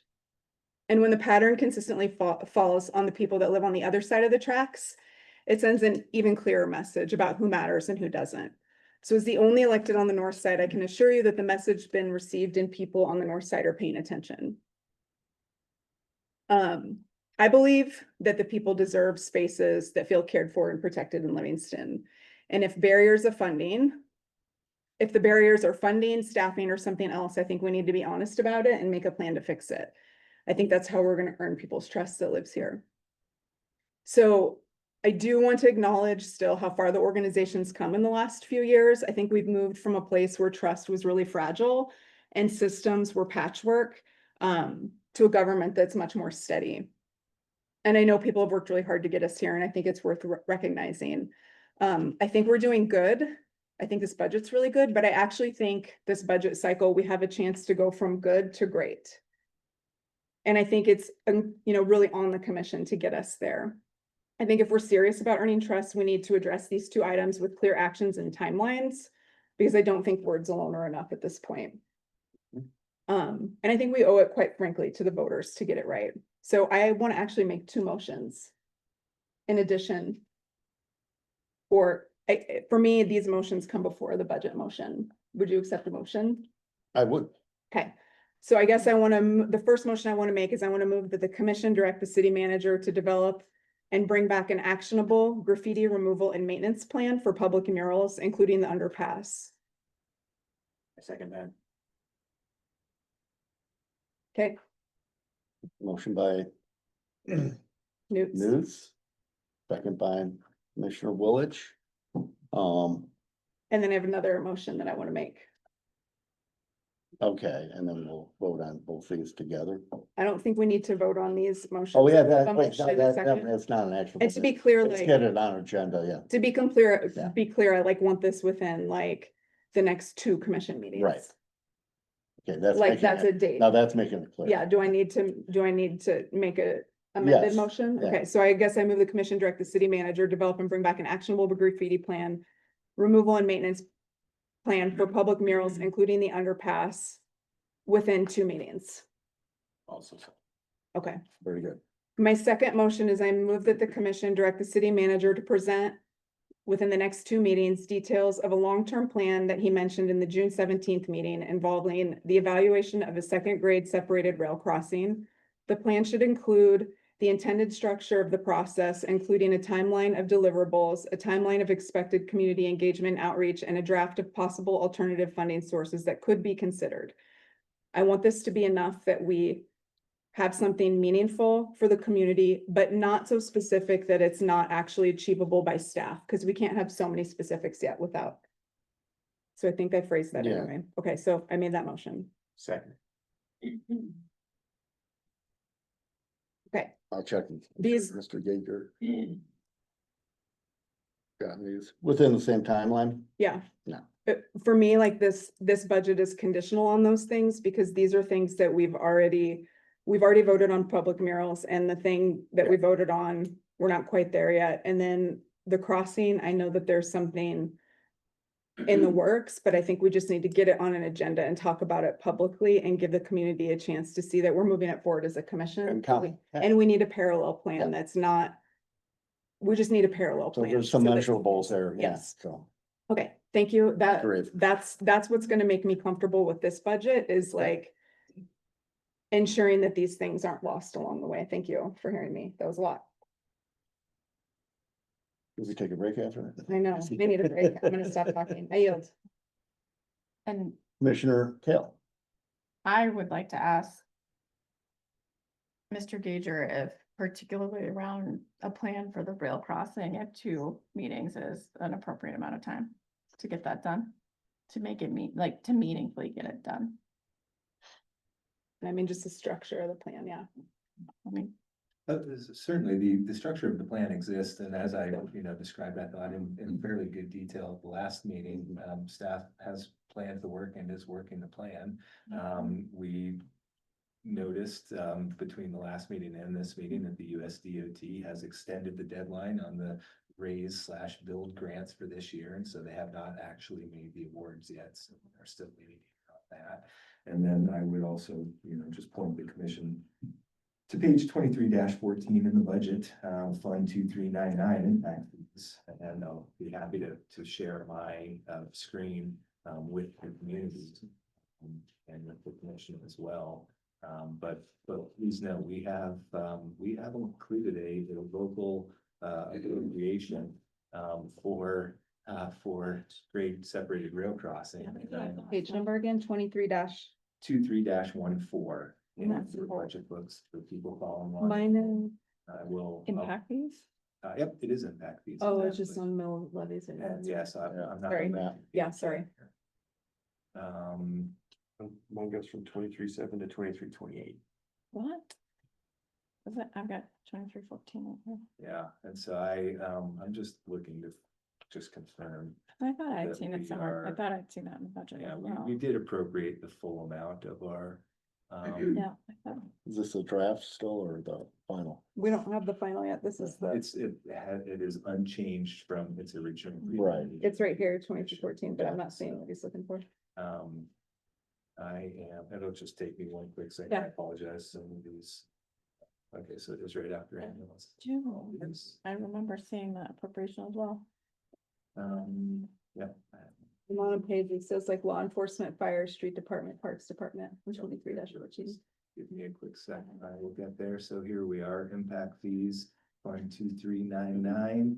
And as noted on the bottom, page 23-14. I'll be happy to examine your books during a break. Mhm. However, would point folks, again, this is the impact fee fund, and here in the fiscal 26 budget, I am recommending full appropriation of 1.1 million, a little over 1.1 million, and that really is to, a portion of that is to serve as the local funding option if we do not receive federal funds. There are other projects that are envisioned for those impact fees, including some of the, access improvements and parking improvements that I noted in the parks as a result of the Parks Master Plan. And so please know that we have included that funding. We do recognize that, and I was having the conversation earlier today with somebody that unfortunately Livingston has a few things going against it when it comes to competitiveness, not only on a state level, but on a federal level for these types of infrastructure projects. Since I've been here, the city of Billings, the city of Missoula, Belgrade and Kalispell have all been awarded $20 to $25 million for grade separated rail crossings. Those are all cities that are 3 to 10 times our size, generally speaking. Belgrade a little bit smaller, 1.5 times our size. And so recognizing that past track that we have been following to a grade separated rail crossing is a difficult one. We have recommended a different approach here this year, and I'd be happy to reduce that to writing and present it to the commission within the next 2 meetings. When it comes to, the graffiti removal work. Please know our team engages in graffiti removal work every week. You know, every Monday, we inspect bathrooms in the parks and other city assets and do engage in graffiti removal work. We have done some on the mural, and I will be happy to bring back a plan to the commission as well to describe that. And so we can move forward all on the same page. Thank you. And I'll also point out too that I'm seeing in the budget book, as part of the city manager's budget message under railroad crossing improvements, there is still the mention of streets will also, we will continue preliminary design work for a 2028 improvement to the Fifth Street. While also doing preparatory work for a new grade separated rail crossing. So that was mentioned in the budget as well, just to be clear. But I think it'd be great if we could see that plan too. That's amazing. Thank you. And keep it at the forefront. Yep, I think people want to hear it, so I think. You know, that's good. stuff's going behind, Yeah. behind the scenes, but look. Yeah. I don't think it's duplicitous to keep talking about. No, Yeah. no. Needs to be done. No. And I would like to actually have pages 8 through 27 added to my book if I could get it. Poor guy. Not that Maybe I'll just trade you. Trying to keep you quiet. What section is that you're missing? 23, 8 through 27. Man, that's where all the good stuff. That's why your is, binder's too. so skinny, okay? Yeah. Look at you. Less to read. I left mine on my desk. I didn't notice it. It took a long time. I don't know that I have anything more, though. Yeah, I asked a lot of questions during the last go round, so I will yield for now. I don't have a tremendous amount other than I appreciate and would stress to continue that we maintain a higher rate of percentage of our general fund balance, higher than what the general accounting office recommends, the 16.6%. I think given the potential that we have for emergencies of various flavors, better just keep more cash on hand than it is to draw it down. And if we have it, we can use it, but we would need to use that 10% or whatever for something that would, you know, be beneficial to all of us. And we would have to also have a way to draw that back up again. So I appreciate holding on to the cash, as it were. I certainly appreciate the savings of millions of dollars on hauling our solid wastes and going that route, self-hauling. I think that was an excellent bit of work on our city manager and the Public Works Department coming up with that. And they seem happy to do the work, and we're going to save a lot of money on it. So all of these measures to save money are critical for keeping our tax bills at least palatable, quasi-palatable. Pay as little as possible, I try. Other than that, though, I think we have a good comprehensive budget. And I would like to see just more communication about exactly what Vice Chair Nates was talking about. We have the graffiti, we have public art, and we have railroads, the railroad crossings that just need constant contact. I yield. And if I just may, off of what you just said, we're going to be getting more services in the public or in the solid waste department, Right. Which is really exciting. We passed that MOU earlier in the meeting with Happy Trash Can. So the excitement of having composting available to all city residents is really exciting. And so thank you, Mr. Gager, for continuing to bird dog that and move it forward. It's been in the works for a few years, so thank you. Also, it's a local company. Oh my Yeah. God, from Yeah. Livingston, I not mean, just like I know. local, yeah. That's like the ultimate winning in a like procurement agreement, like they would get a good Yep. contract with a local company, like that is keeping it local, Mhm. like it's massive scale. So Yeah. excited. I'm very excited. That's another great thing, Linda, in this budget. Mhm. Hopefully. I know, it Linda, you expand. gotta hear this. Yeah. That's the other Mhm. great thing in this budget is the composting, and it's a Just local explain it company. to her. Yeah. Yeah. And it's a local company doing it at a I know citywide because- scale. yes. Yeah. So, I know you'd be into that, yeah. Yeah, I was talking to a relative of mine a couple of weeks ago. He lives this kind of similar size of Colorado, and he's jealous about everything I've told him about, you know, especially when it comes to composting, recycling and stuff like that. It was unbelievable, you know, so, back on the, reserve, 16.6, don't you get penalized if you have it too high, and then you can't apply for certain? So I think we have a balance in there somewhere that you'd like to keep it at 50%, but by law, I don't think you can. Yeah, exactly. We are not a bank, and so the state does limit what our fund balance levels can be. And that was, you may recall, part of the conversation over the last 2 years about undertaking some of these capital projects and equipment purchases was to ensure that we stayed below that fund balance threshold. Yeah, Okay, yeah. as long as we're not penalized, I'd like to stay Yeah, no, right under the radar. oh, I'm with you on that, yeah, but just, Yeah. I need a clarification again. I think Yeah, it's like, I appreciate that. I think it's kind of worth the conversation though. I think like, where did the 16 point whatever percent come from? Cause like, if, I feel like it's a little bit different when it's public money too, like people pay taxes, they should see like the benefit from that as soon as possible.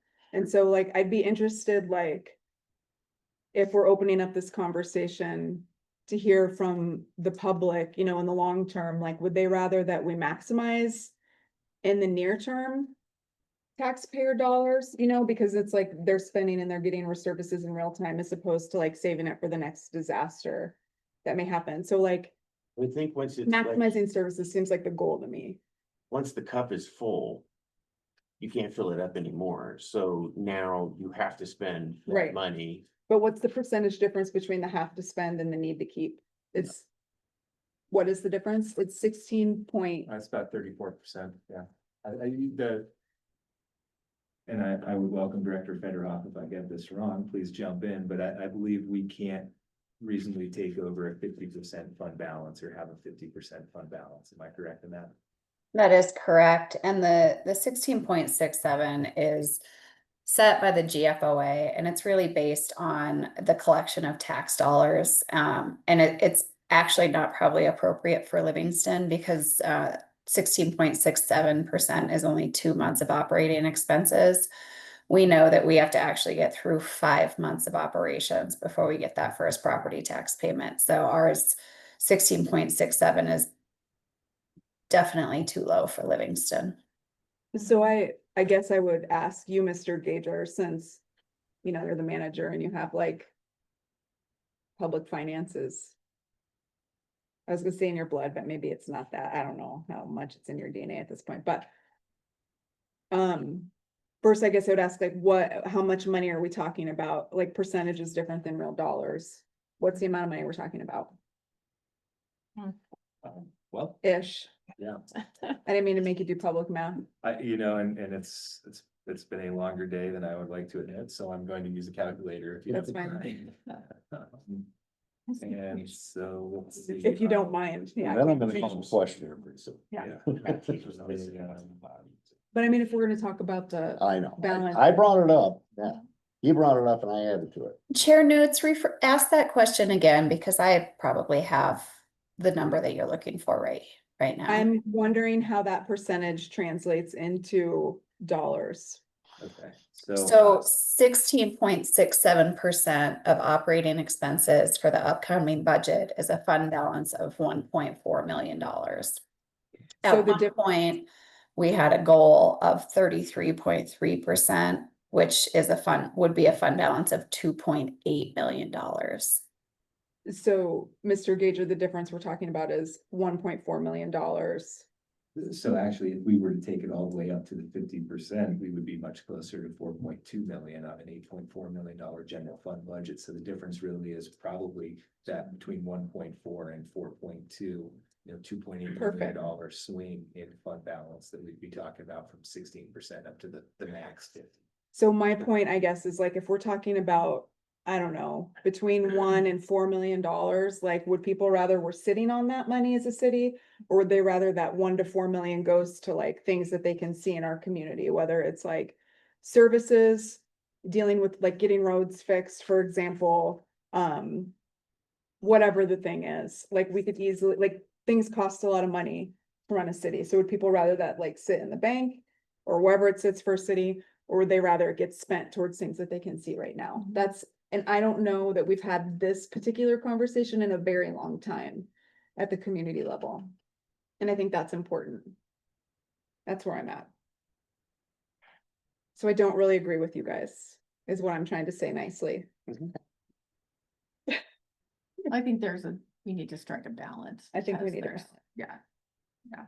Yeah, I think about 25%. Mhm. See, 5 months worth of operating costs seems like a pretty good balance. Maybe that's a compromise. Mhm. At any rate, Anyway, you want to move on? And then we do. You want a motion or something? Yeah, let's do a motion. I have a motion on resolution Sure. 5164. I move to approve resolution number 5164 and authorize the chair to sign the resolution. I'll second that. Motion by Nudes. Second by Kale. Roll call, please.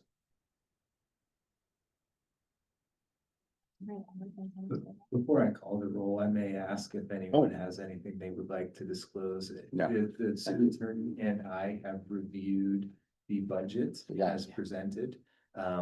There is nobody currently on the dais who is statutorily excluded from voting on the budget, nor is there anybody who appears under the city's conflict of interest policy to be precluded from voting on the budget, that we do have the allowance. But before I call the roll, I think this might be an appropriate time for any disclosures or anyone may like to make. Thank you, Mr. Gager. I do know that I will disclose that I am an employee of Park County Environmental Council, which is also Livingston Loves Trees.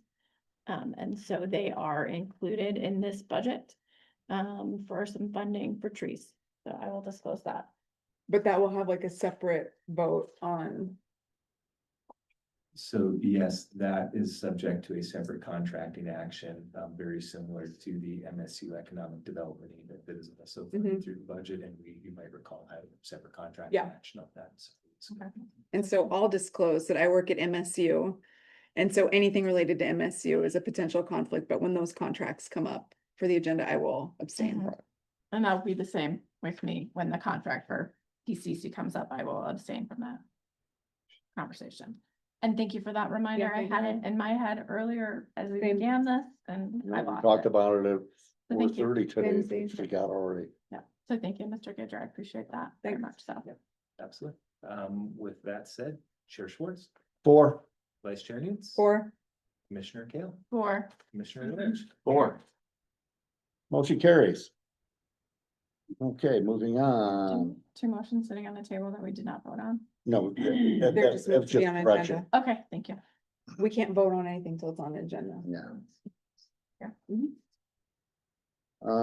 Resolution 5165, a resolution of the city commission of the city of Livingston, Montana. Increasing all rates for all customers of the city of Livingston water system. Mr. Gager. Thank you, Chair Schwartz. The item before the commission this evening is Resolution 5165, which seeks to adjust the water rates upon approval. And the recommendation for the adjustment in water rates is an increase of 4.22%, which matches the observed rate of inflation over the past year. And the impact of that is estimated to be, excuse me, that's my picture, excuse me. The impact of that is expected to range from 84 cents to $2.28, depending on the amount of water consumed by a customer. And I will be happy to stand for any questions the commission may have. Commissioners, any clarifying questions before we move into public comment? Nope. No. All right, I have none. Any public comment on resolution 5165? Please come forward. Linda Moore, 113 South M Street. And there was a young lady here earlier who was very concerned about affording things. And I can see that this is a reasonable increase because of the cost of living, and just period. Is there anything that you can address to those who really live quite on the line? I have been in that position in my life, and I believe that because of the way that our city government is set up, that there can be discounts for people and things like that. But if you could just address that particular concern for people who are really, really right on the line. Thank you. Thank you, Lorna. Any other public comment in the room?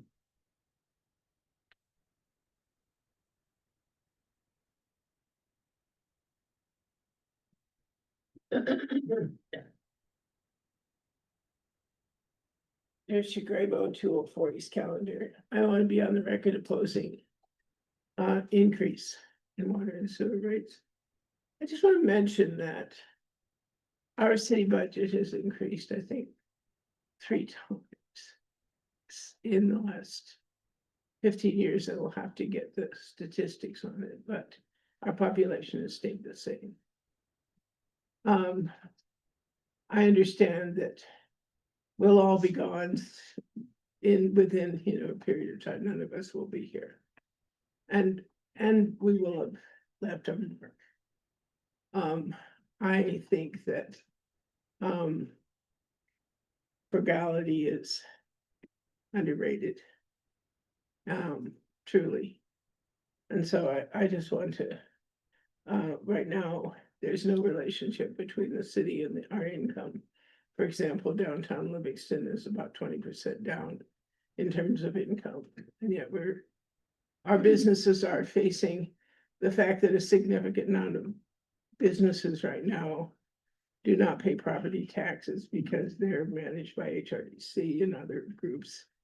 And our business is down, and yet we have this kind of triple in the budget that simply doesn't work towards the future wealth or the future of Livingston.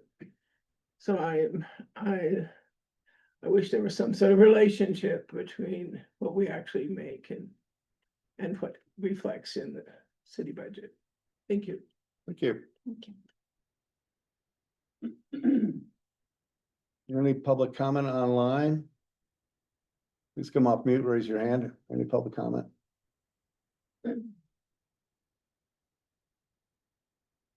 Seeing none, public comment is now closed. Commissioner discussion, Commissioner News. I would say, what I would say to people about water rates, it's super valid. First of all, thanks for the comment, Linda. The way that water users have been charged in Livingston has changed significantly since I've been on the commission, such that it's the higher cost falls on the people that use more water.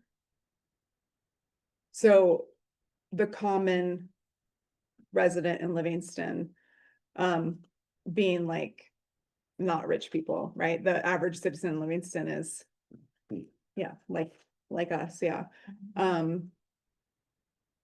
Wouldn't be paying like a disproportionately more amount for water. Like it's a tiered structure now on purpose to make it more equitable, so that larger users are paying more. So that's something that we can do, and we have changed. And that's again been under this administration. I believe that you brought that to us, I think, right, Mr. Gager?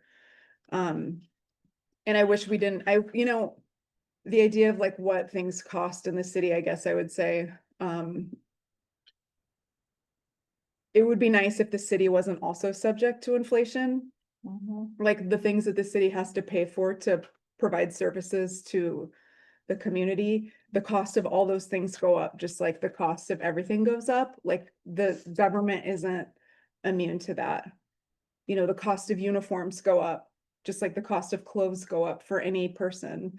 The cost of like building materials that the city needs to keep the roads intact, like those go up for cities, just like they go up for private contractors. Benefits, the cost of benefits, like that, you know, I mean, we're not like so special of the city that like those things don't all impact. So if we don't raise the rates for inflation, the trade-off is that your service, your level of service is gonna go down. Right? Like, so when I lived in Anaconda, what that meant was, infrastructure was like 100 years old and falling apart underground, like if it wasn't kept up. So the goal, I think, of the commission has been to not let things just totally fall apart, knowing that it's only gonna get more expensive. And sadly, like the cost of everything goes up for the city too, but the trade-off with not raising rates with inflation is that, you know, you're gonna get fewer services, and that's gonna be impacting you in ways that you don't want to be impacted when it comes to water quality. Whether it's the river or what's flowing into your pipes, it could be services like police and fire. Like if we can't hire as many people, there won't always be somebody coming to your house when you make the call. Like, I don't think those are things people want to give up when we talk about like what things actually cost. So I think inflation's reasonable. I agree with Patricia that it's like, I wish it wasn't the way that it is. Like, I wish that there was something that prevented it from impacting local governments, but also there isn't. But we're not like making money off of it either. City's not getting rich. So I don't know. That's what I would say to like, feel free to add in. They're reasonable concerns, but that's where my perspective is. We're talking amount, especially on the water, of 84 cents per month user. And what you get is like water you can drink. Yeah, So I mean, nobody, yeah, and we're only looking at the rate of inflation on this, which I think is sort of, I yield back that. Yeah. And I will say, yes, we're raising rates at the rate of inflation, which Northwestern Energy unfortunately did not do for all of our electrical rates as of lately and the year before that. And water uses a lot of energy, a lot of electricity. And so we've got to keep up with those bills. And I do agree with Commissioner Newts that the graduated system hopefully will help folks who aren't using as much water and they're not being charged as much. I was looking up to it. It does look like, and I don't know if Mr. Gager, you can say anything about this either, but there are some low income household water assistance programs in the state of Montana. So potentially by, depending on, you know, what someone's income is, there may be some assistance for folks to get some assistance with utilities. HRDC may be a place to check in to see if they have help applying for those things. So there is that as well for folks, and I understand it, you know, like rates go up and inflation goes up, but most of the time, you know, what we're all getting paid to do the job every day is not going up, and it does affect us.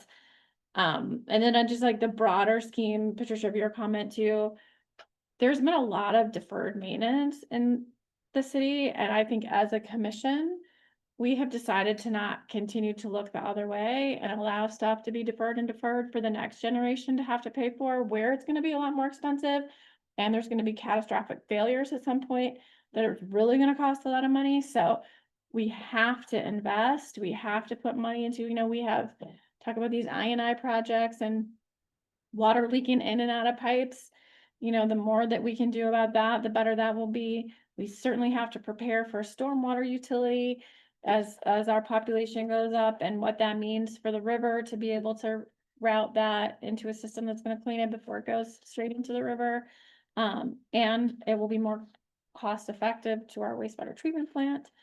And so there's been a lot of deferred maintenance in this city, and if we continue to keep being that next generation that pushes it off to the next generation, we're just gonna make it worse for everybody else. So we all have to like kind of try to do our best to continue to invest as best as we can.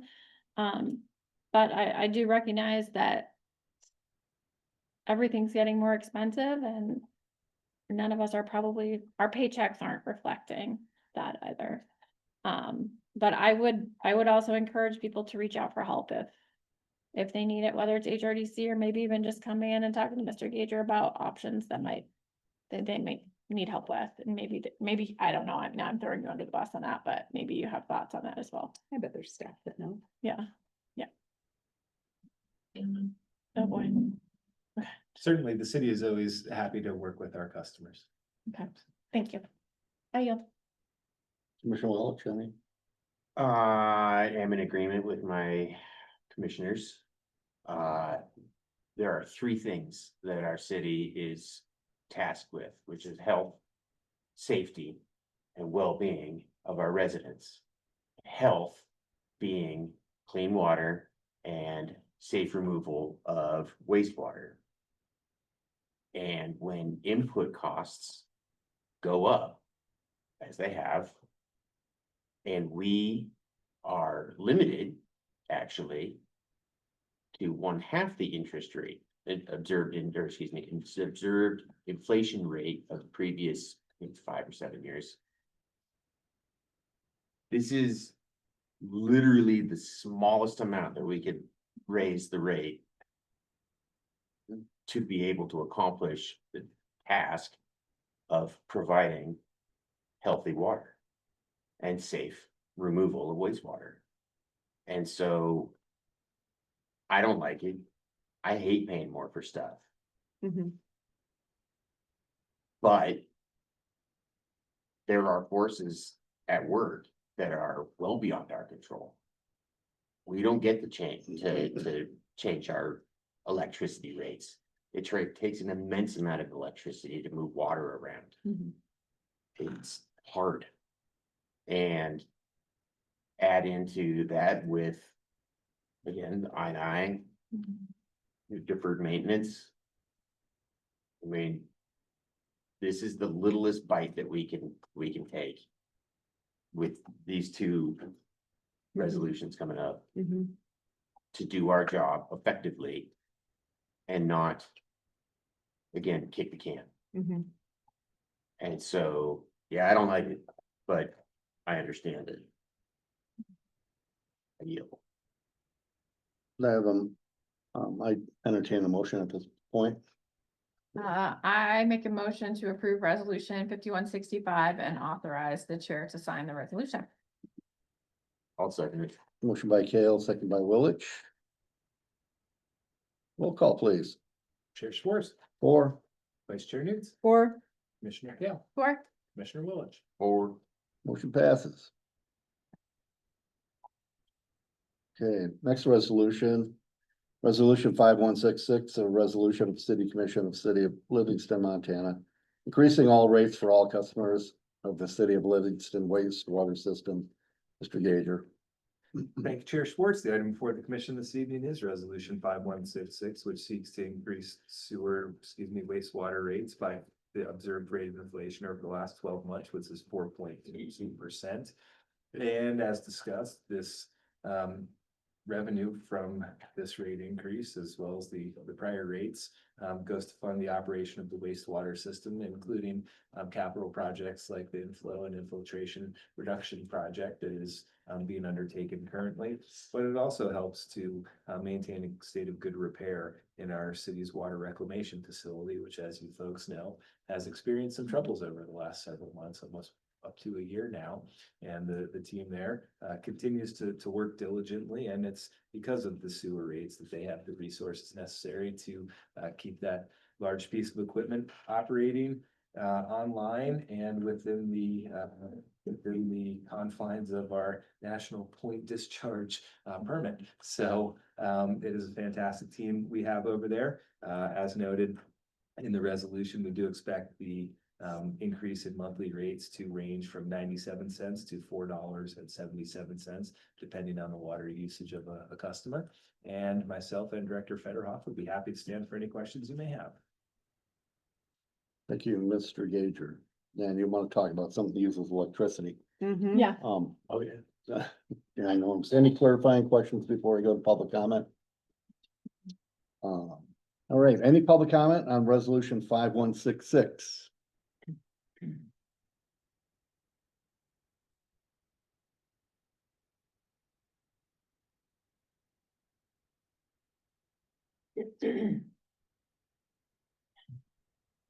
Patricia Grabo, 204 East Calendar Street. Point of clarification, I had assumed public comment was just simply comment, then it wasn't a dialogue between the commission and the person in the public making a comment. Maybe I'm incorrect in my assumption. I come from the city commission all the time, and so I'm not intimidated by what just occurred. But should I have been just an average citizen for the first time coming up and saying they didn't agree with what this commission was doing, then they would be intimidated by the fact that all 5 commissioners, or 4 of the 5 commissioners, come back and refute what the public has commented on. So I am speaking for myself, but I'm speaking for a lot of people in this community right now. In terms of, we would like to make comment. We would like the comment to be heard without demeaning or refuting what is being said. And I know that was unintentional, certainly. This is Where you come from, Oh, but anyway. but I am opposed to an increase in sewer rates as well. I go back to the fact that our budget is 3 times what it was within a fairly short period of time, and our population is the same. So I'm making that comment as one citizen. I certainly would love to have a discussion with the commission, but I think right now, tonight, I'm just simply making a comment which I didn't understand was going to be refuted. Thank you. Tricia.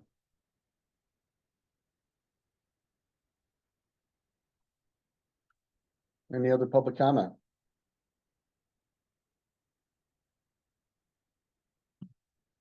Any public comment online? Just come off mute, raise your hand.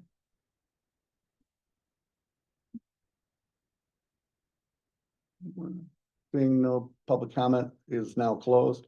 Commissioners, any discussion? Other than I heard Patricia's words, I don't have anything to add. Yeah, I respect your comments and all that. I don't know where we want to ride there, but I agree. I appreciate your comments, and I value also like knowing as a citizen, like why commissioners vote the way that they vote. And it wasn't always the case. The commission would explain why they're voting the way they vote, especially after public comments, if they voted a way that was different than what the public said. So from my perspective, and like why I try to explain my vote is like, I want people to know where I'm coming from since they voted for me, and like why I'm voting for like an increase. So like from my perspective, why I would vote for an increase in this case is I don't want to be in a position that the county government's in, where they defer decisions that are hard, or they just say yes to increases all the time. Or they say yes to like grant funding, for example, for permanent positions, but don't think about how they'll employ those people when the grant runs out. Like these kinds of decisions to me really matter. Because it's such a huge responsibility to be in charge of people's tax money. And so to Commissioner Kale's point, like it's a lot for me about thinking about like, if my kids choose to stay in Livingston, what will they be inheriting? And I don't want them to inherit like a terrible budget where they're trying to dig out of like hundreds of thousands of dollars of being in the red, thinking about who do we have to lay off so we can like, you know, I don't want our kids to have to think about those things. I want us to take care of the home we live in, so that the next round of electeds can do even more fun things, you know, like it just gets more and more fun to be involved in local government. So that's why I vote for a little increase, so it's not like a huge increase later, Yeah. because we've been there in Livingston where there were huge increases and that wasn't fun for any of us. Don't want to do that again. Rather it just be like a little increase right now.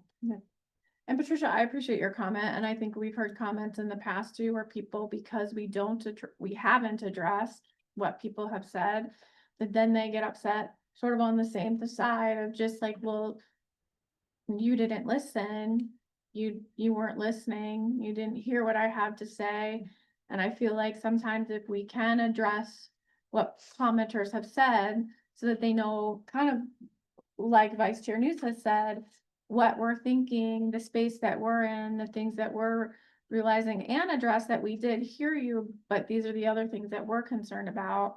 I think that that's important too, because I think it does help people understand why we're voting the way that we are. And I want people to know that we're listening. And I think sometimes if we sit up here and don't say anything or don't respond to the comments that we get, folks in the audience feel like we didn't listen at all. So it's interesting, and I appreciate your comment, because I think we've heard it from both sides. And, you know, it's hard to strike the balance, but I want people to know that we're listening and considering what you're saying. And I'll close by saying with that, there's a reason why these meetings are so darn long. It's because we do a lot of explaining about why we're making this decision. Why we are or are against. And I could simply an hour ago called the question. I want to vote on it now, no more discussion. But we let it go on because we want people to know that we are engaged and we do listen. So I think we've been very, very good on that point. So It's gotten much better. with that, any more commission discussion? Otherwise, I'll entertain a motion. I'll make a motion to approve resolution 5166 and authorize the chair to sign the resolution. Well, second.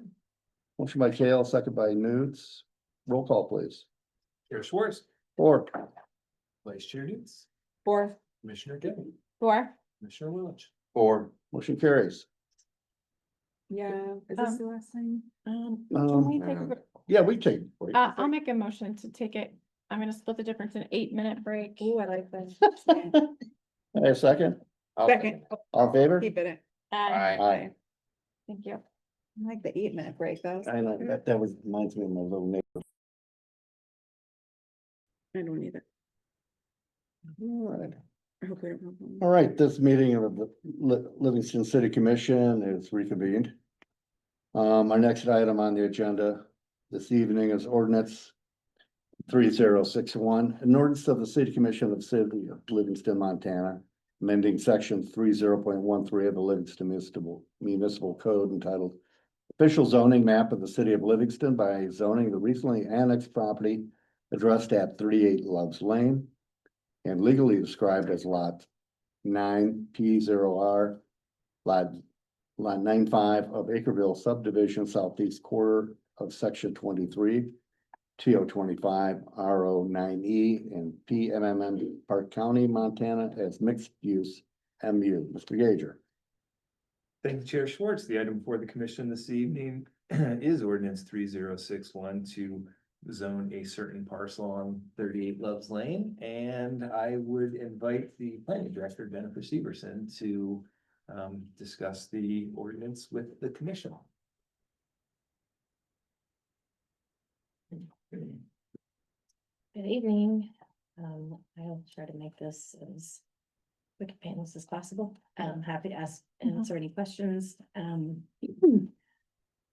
Really, the only thing that changed between the first and second reading was the date, and the actual language in the recommendation.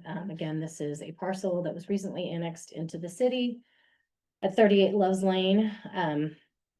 I had to put the official full description of the property in the ordinance, but I'm not gonna read it here. The current use of the parcel is residential. There is some small scale agriculture as well.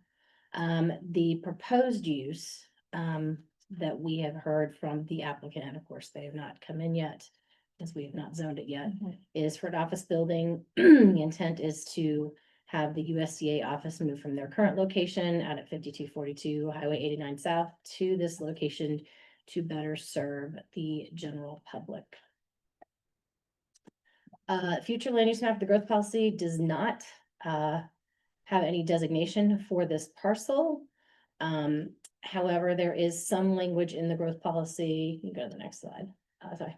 Well, actually, that's further down, but the land use currently outside, because this is surrounded by unincorporated Park County.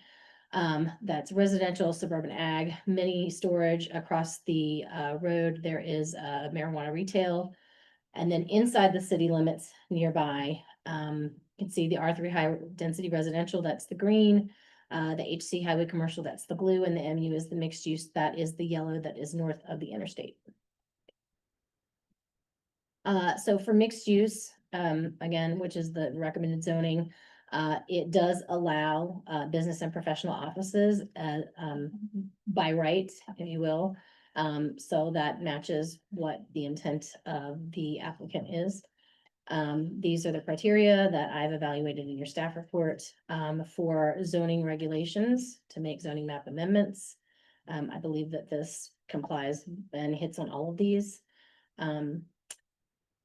Growth policy again, MU, the zoning versus what mixed use in the growth policy and mixed use in our zoning code are slightly different. The growth policy really looks more at the cultural residential uses. In the zoning code, it's mix of residential, neighborhood scale commercial, and offices and small scale manufacturing.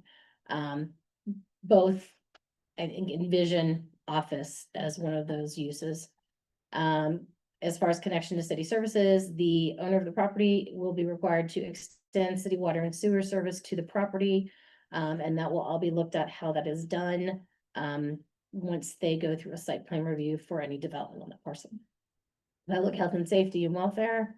Again, the development has to comply with adopted fire and building codes. All will be looked at during the building permit application review for any new development. Also, as far as welfare, the intent of this is to retain the USDA jobs that are already at the other location in Livingston, and improve USDA's ability to serve the general public. I think that adds to the general welfare of the public. Effect on transportation systems. This property has direct access to the interstate exchange at 90. Highway at 89, a local street network, also the multi-use path that runs from where Love's Lane intersects with 89 South or Park Street, all the way north and a little bit to the south past Murdoch's, I believe. So there are some different options for getting to and from this location. At this point in the process, zoning the parcel, we don't look at traffic usage because we have to have the use come through. We have to have the zoning, but any sort of the site plan review that will happen for new development, a traffic impact study will be required. And that will all be analyzed. Any mitigating treatment recommendations that come out of that will be the responsibility of the property owner to install those. Compatible urban growth, again, mixed use zoning consistent with the surrounding land uses I talked about, district character. This property, once it goes through tonight, if the mixed use zoning is assigned, it will also go through a more abbreviated process since that has been updated by the state since this started to come through as the MU. But it will be included in the Gateway Overlay Design District. Just real briefly now for map amendments, as of this legislature, a map amendment can go through, it does not go through the land use board, it only comes to the commission and it comes through as a resolution, so it's heard once. So, rather than bring them both through at the same time, this had already kind of started the process, but knowing that this will be zoned commercial, if it is zoned mixed use, that's what then kind of triggers that it would be in the Gateway Overlay and Zoning District, and we can follow up with that pretty quickly. And that also helps protect neighborhood character because there are building design standards that will apply to new development on this parcel. Mm.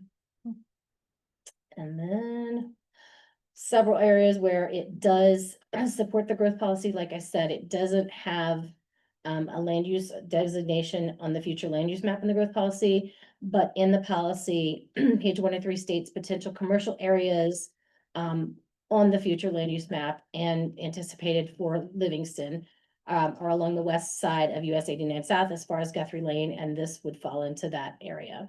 And there's some other strategies where I believe this proposed zoning of mixed use supports the growth policy. And because of all that, I recommend that you approve the second reading of ordinance 3061 and assign a mixed use zoning to the parcel at 38 Lowe's Lane.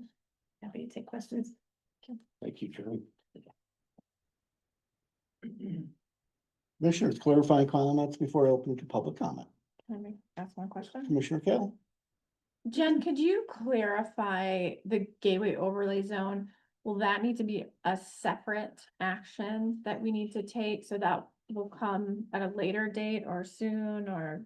It will come very soon because, sorry, because of the new, the state change that just happened, and it was an immediate change once the governor signed. It will come straight to you, so probably, we have to do notifications to the public. I think that's changed slightly, but I'm gonna guess that this would come before you for that, that overlay district designation to be assigned, in the next month. We expect the August 19th meeting. Okay, yeah. This will be on the agenda. Thank you. Okay, that was my other question. Thank you. Yes. That was my question, but that's great information, and I'm glad that you can get it to us that quickly, so thank you. Thank you very much. All right. Questions. Any public comment on ordinance 3061?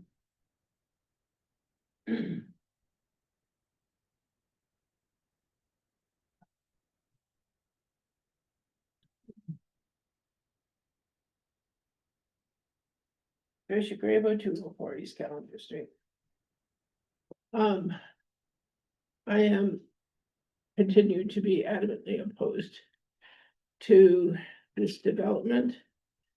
I realize that nobody advocates for trees. Nobody stands up for them. But to the west of when I first encountered, I was on the city commission when I first encountered this development out there. And those apartments, the large apartments are gorgeous trees similar to the trees that are taken just to the west of this development. When they put in the apparently important to somebody storage units, trees like this were torn down. It was beautifully treed. The land that you are tearing down the trees on has final growth trees that have been there since time began. The county is in favor of keeping the 5-acre tracts and keeping the trees. This city commission is not. This city commission is in favor of tearing down a beautiful growth of trees. And I realize that is not important to anybody but people like me. Please don't speak But for other when we- people, okay? Thank you.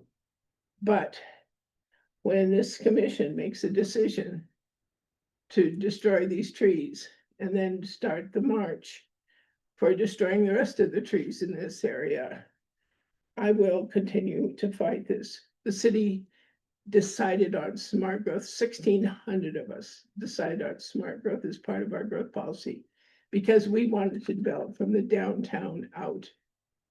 And what has happened to that place, I've been at this since I was 24 years old.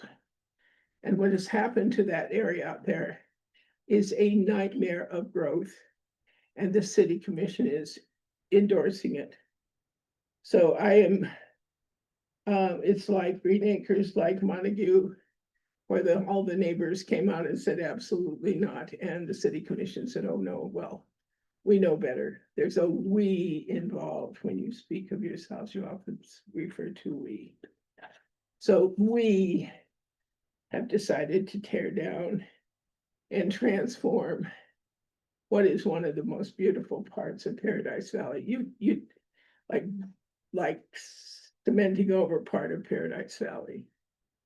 And this city commission is all in favor of that, and I am not. So you just go right ahead and you do what you're doing. And there is an opposition, and we'll go to the Department of Agriculture, whomever we can figure out to save those trees. Thank you, bye. Thank you, Patricia. Any public comment online? Please. Oh, I'm sorry, Linda. And yeah, any public comment, period. I'll get online if I need to. I would just like to say something. I don't want to get into an argument, but I know the man who's living in that place on 30 I Love Lane. And he is an arborist and a tree worker. And he does say that those trees are shallow rooted and they're not in good shape. So I also felt the way Patricia did, like, oh my God, these are huge, gorgeous trees. I would love to see somehow the growth policy encourage wonderful trees being planted in new developments. So I do echo Patricia's concern. I just wanted to make that statement because I don't think very many people are aware of that. So. Thank you, Linda. Any other public comment on either online or in the room? Come off mute, raise your hand. I see no public comment. Public comment is now closed.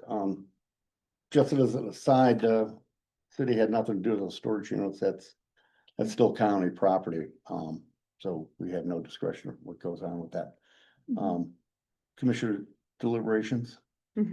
Commissioner Kale. If I may, I was going to say the same thing, Chair Schwartz, that those storage units are on county property. And at this point, I am not aware of any regulation within the county that would stop someone from cutting down a tree. There's no zoning, there's no regulations. So folks in the county could mow down every tree in the county and the county would not have any recourse to stop them from doing that. If I remember correctly, in some of the work that we've done recently and some of our regulations, we have put in place some regulations that have said that new building developments need to assess the need to try to keep old growth trees if possible, or trees on the property. And we also require landscaping around those things. So we actually, as a city, do have the ability to make sure that we have trees are built, or excuse me, new trees are planted, and or I think through the building permit process, we can ask builders to try to save trees that are on the property. Am I? Yes. That's correct. We would always work with. We did that with the Shane Center. Yeah. So certainly we have that allowance in the site plan review process, which this project would go through. So, thank you. But obviously, if trees are not viable, then that would come into consideration. But I mean, to be clear, unless the county decides to put some zoning in place, they have no way to stop people from cutting down trees. So I just kind of want to really make that clear. And I don't think that this commission has an interest in going out into the 5-acre tracts. I don't think that this commission, from discussions that we've had at this table, has any interest in marching out into the 5-acre tracts. This is not the 5-acre tracts. And To be clear. and, you know, I heard, you know, we can't stop folks from coming to ask to be annexed. We have to look at all of that. We can't we can't stop that. And I heard from folks within the county that they were concerned that this building would look like the storage unit. And the storage unit looks the way it does because there are no regulations in the county to make them do anything. And at least we have the ability, and now even with the gateway overlay zones, hopefully some more authority to make sure that we don't have a denuded building that's not fitting in with, what the community wants. And I think that we got a lot of that information from the growth policy. And so I just wanted to maybe address a few of those things and to be clear, so. That's all I have to say. Thank you, Commissioner Kale. Commissioner Welch? Yeah, I just wanted to add to, just a little bit to Commissioner Kale's point that this being in the gateway overlay zone that we just approved a few months ago, we have even more stringent requirements towards landscaping, downward facing lights, trees, et cetera, native grasses. So maybe if the county wants to figure out how to do that, they can, but this is now within city property and it's now under our jurisdiction. And so I'm not gonna say we can make them do what we want them to do. That doesn't sound right, but they have certain requirements when the site planning comes up that they will have to meet. And so I yield. Thank you. Commissioner Welch, Commissioner Nunes, of course, please. Thanks. It seems like maybe this could be an opportunity to share with the public what this commission does for trees. I would start, I guess, maybe start with staff and then go up from there. Thank you to Director Severson. She actually puts a lot of effort from my perspective, even into like one tree. I remember we had a variance come up and she put a lot of effort into figuring out how the development could move forward without removing one tree in Livingston. So tax dollars well spent to help that tree. That was not the only tree that she's talked about recently. That's just the first one that comes to mind. The last meeting, I think, within the last month, there was also conversation about trees that she brought up. And protecting trees during new development. So first, give credit where credit's due. There's lots of people thinking about trees in City Hall. I guess then I would turn to the manager and ask how much money we've spent, maybe since you've been here, on trees in terms of allocating money to partners or through grants that we've gotten, including the tree inventory. It's over $60,000 that I can account for off the top of my head. Off the top of your head on a tired day, $60,000. So I mean, we are putting money towards trees, and I realize that people might not be aware of that, in addition to the policies that my fellow commissioners already named. Of who's protecting trees and who isn't. So thank you for bringing those up. I think that's important. I'm really excited about the gateway overlay too, that's been moved forward because that is part of it. From those of us who have been around for a while, I've been talking about trees in the gateway overlay zone for a really long time. So I'm so excited that can move forward really quickly. That's all I want to add. Good. Thank you. I have nothing else to add. At this time, I entertain a motion. I move to approve the second reading of ordinance 3061 to amend the City of Livingston zoning code section 30-13 related to the official zoning map to zone the parcel located at 38 Loves Lane mixed use and to authorize the chair to sign ordinance 3061. I'll second it. Motion by Kale, second by Willich. Roll call, please. Chair Schwartz, 4. Vice Chair Nunes, 4. Commissioner Kale, 4. Commissioner Willich. 4. Motion carries. Next item on our agenda is discussion of downtown master plan improvements. Mr. Gager. Thank you, Chair Schwartz. The item before you this evening is a discussion of some contemplated improvements related to the downtown master plan that was adopted in September of 2024.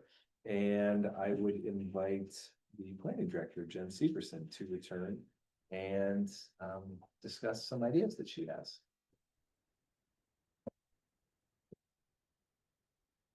This is it green? Red light, green light.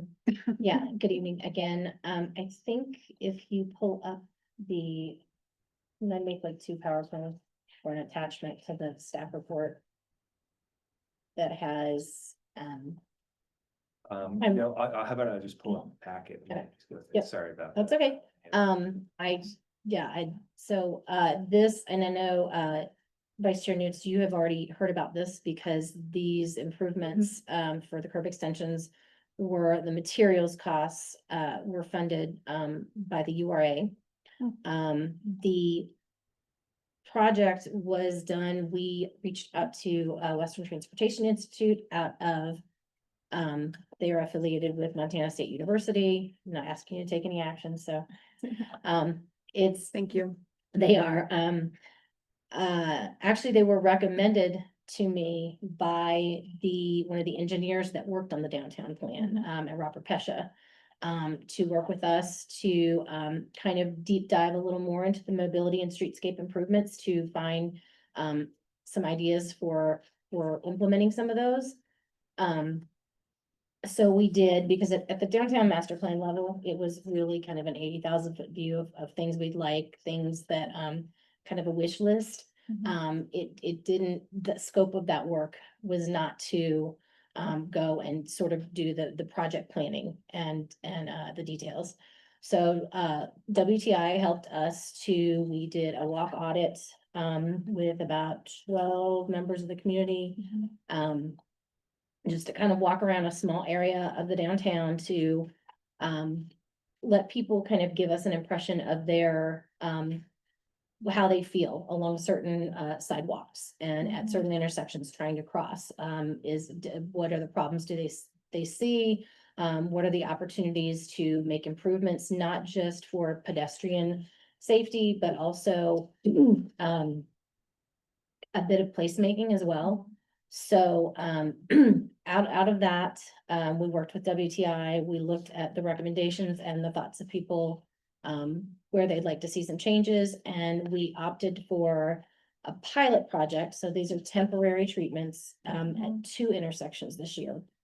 One of them is at Second and Calendar Street, so the corner where you've got Hyatt House and the bank and the post office and engine room.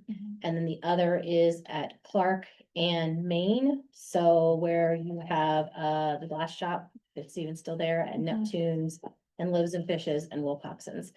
So City Manager Gager is pulling up a rendering. I kind of took what WTI proposed as a sketch to figure out how much we needed for materials, that kind of thing.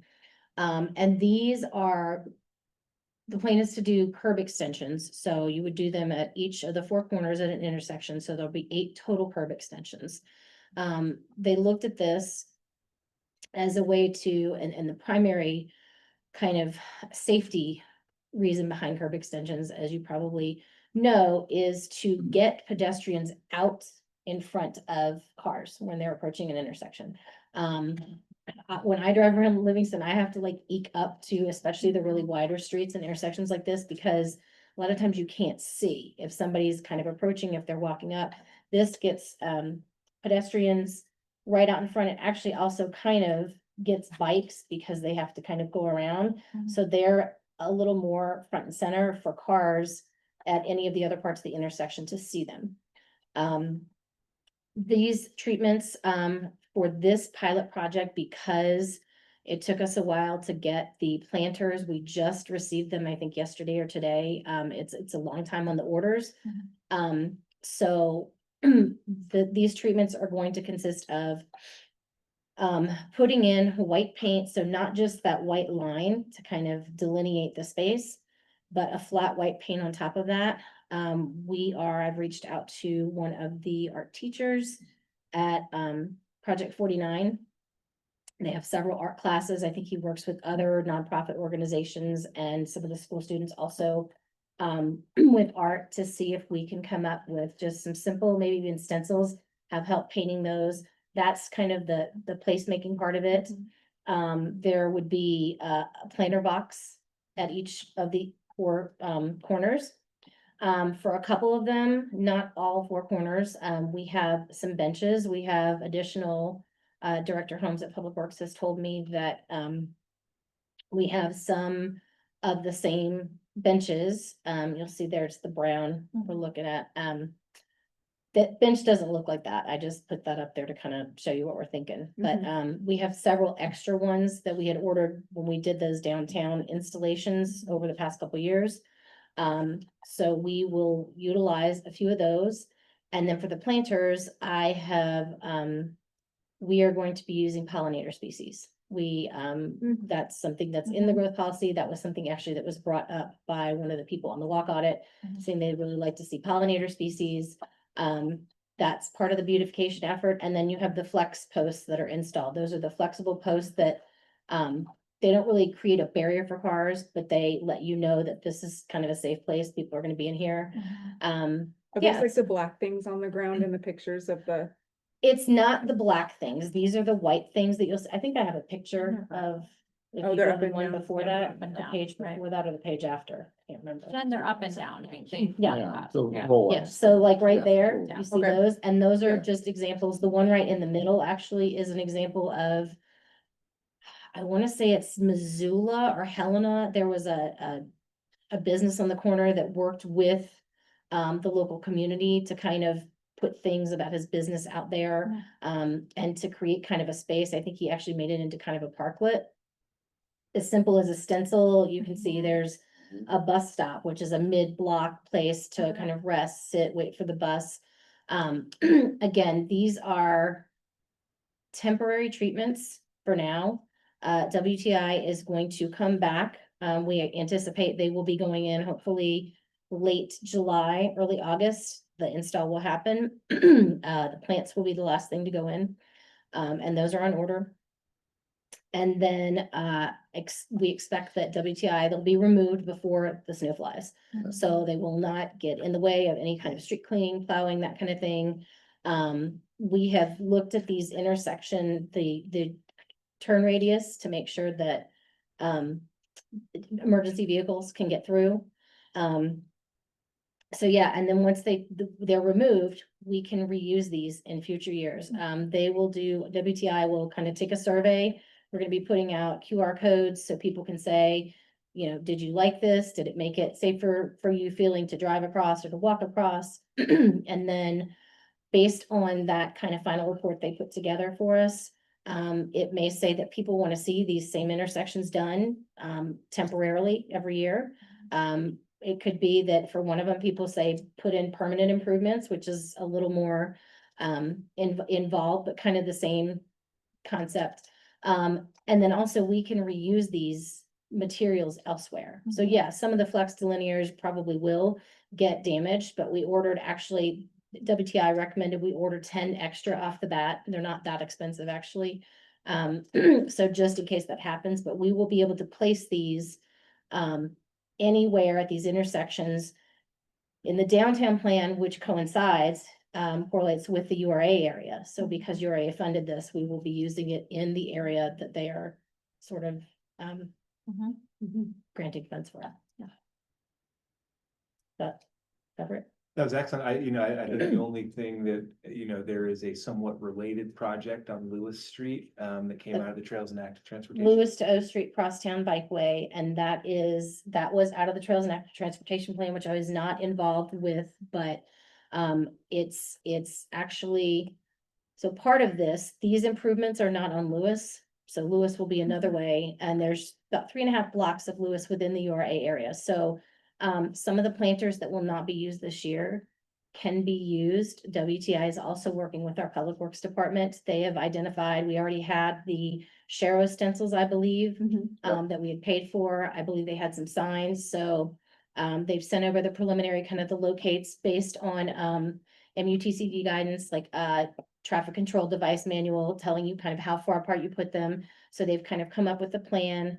And they will be implementing that, I believe, in like the next couple of weeks. I think they've already called for locates for the signs that will say bike route. And it will connect Lewis Street from Park over by, by the car wash, I think it is, all the way to O Street. And then O Street they'll be putting Sharrows from that little bit that connects up to the bike path that heads on over towards Livingston Healthcare.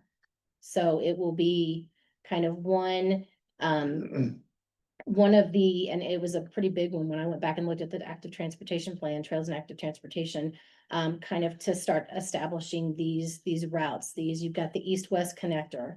Then, maybe next it's looking at a main north-south. This isn't really part of this, but I know I've talked to, I believe, Commissioner Kale about, and Greg Anthony, who is our policy analyst and assisted with the identifying people for the Livingston Loves Trees, I think, who got those. And I'd love to, once we kind of get these established, especially the Lewis Street Bikeway, to maybe take a focused effort to look at where there's a gap in this tree canopy, because I personally don't love walking or riding my bike when it's like 100,000 degrees outside and there's no trees.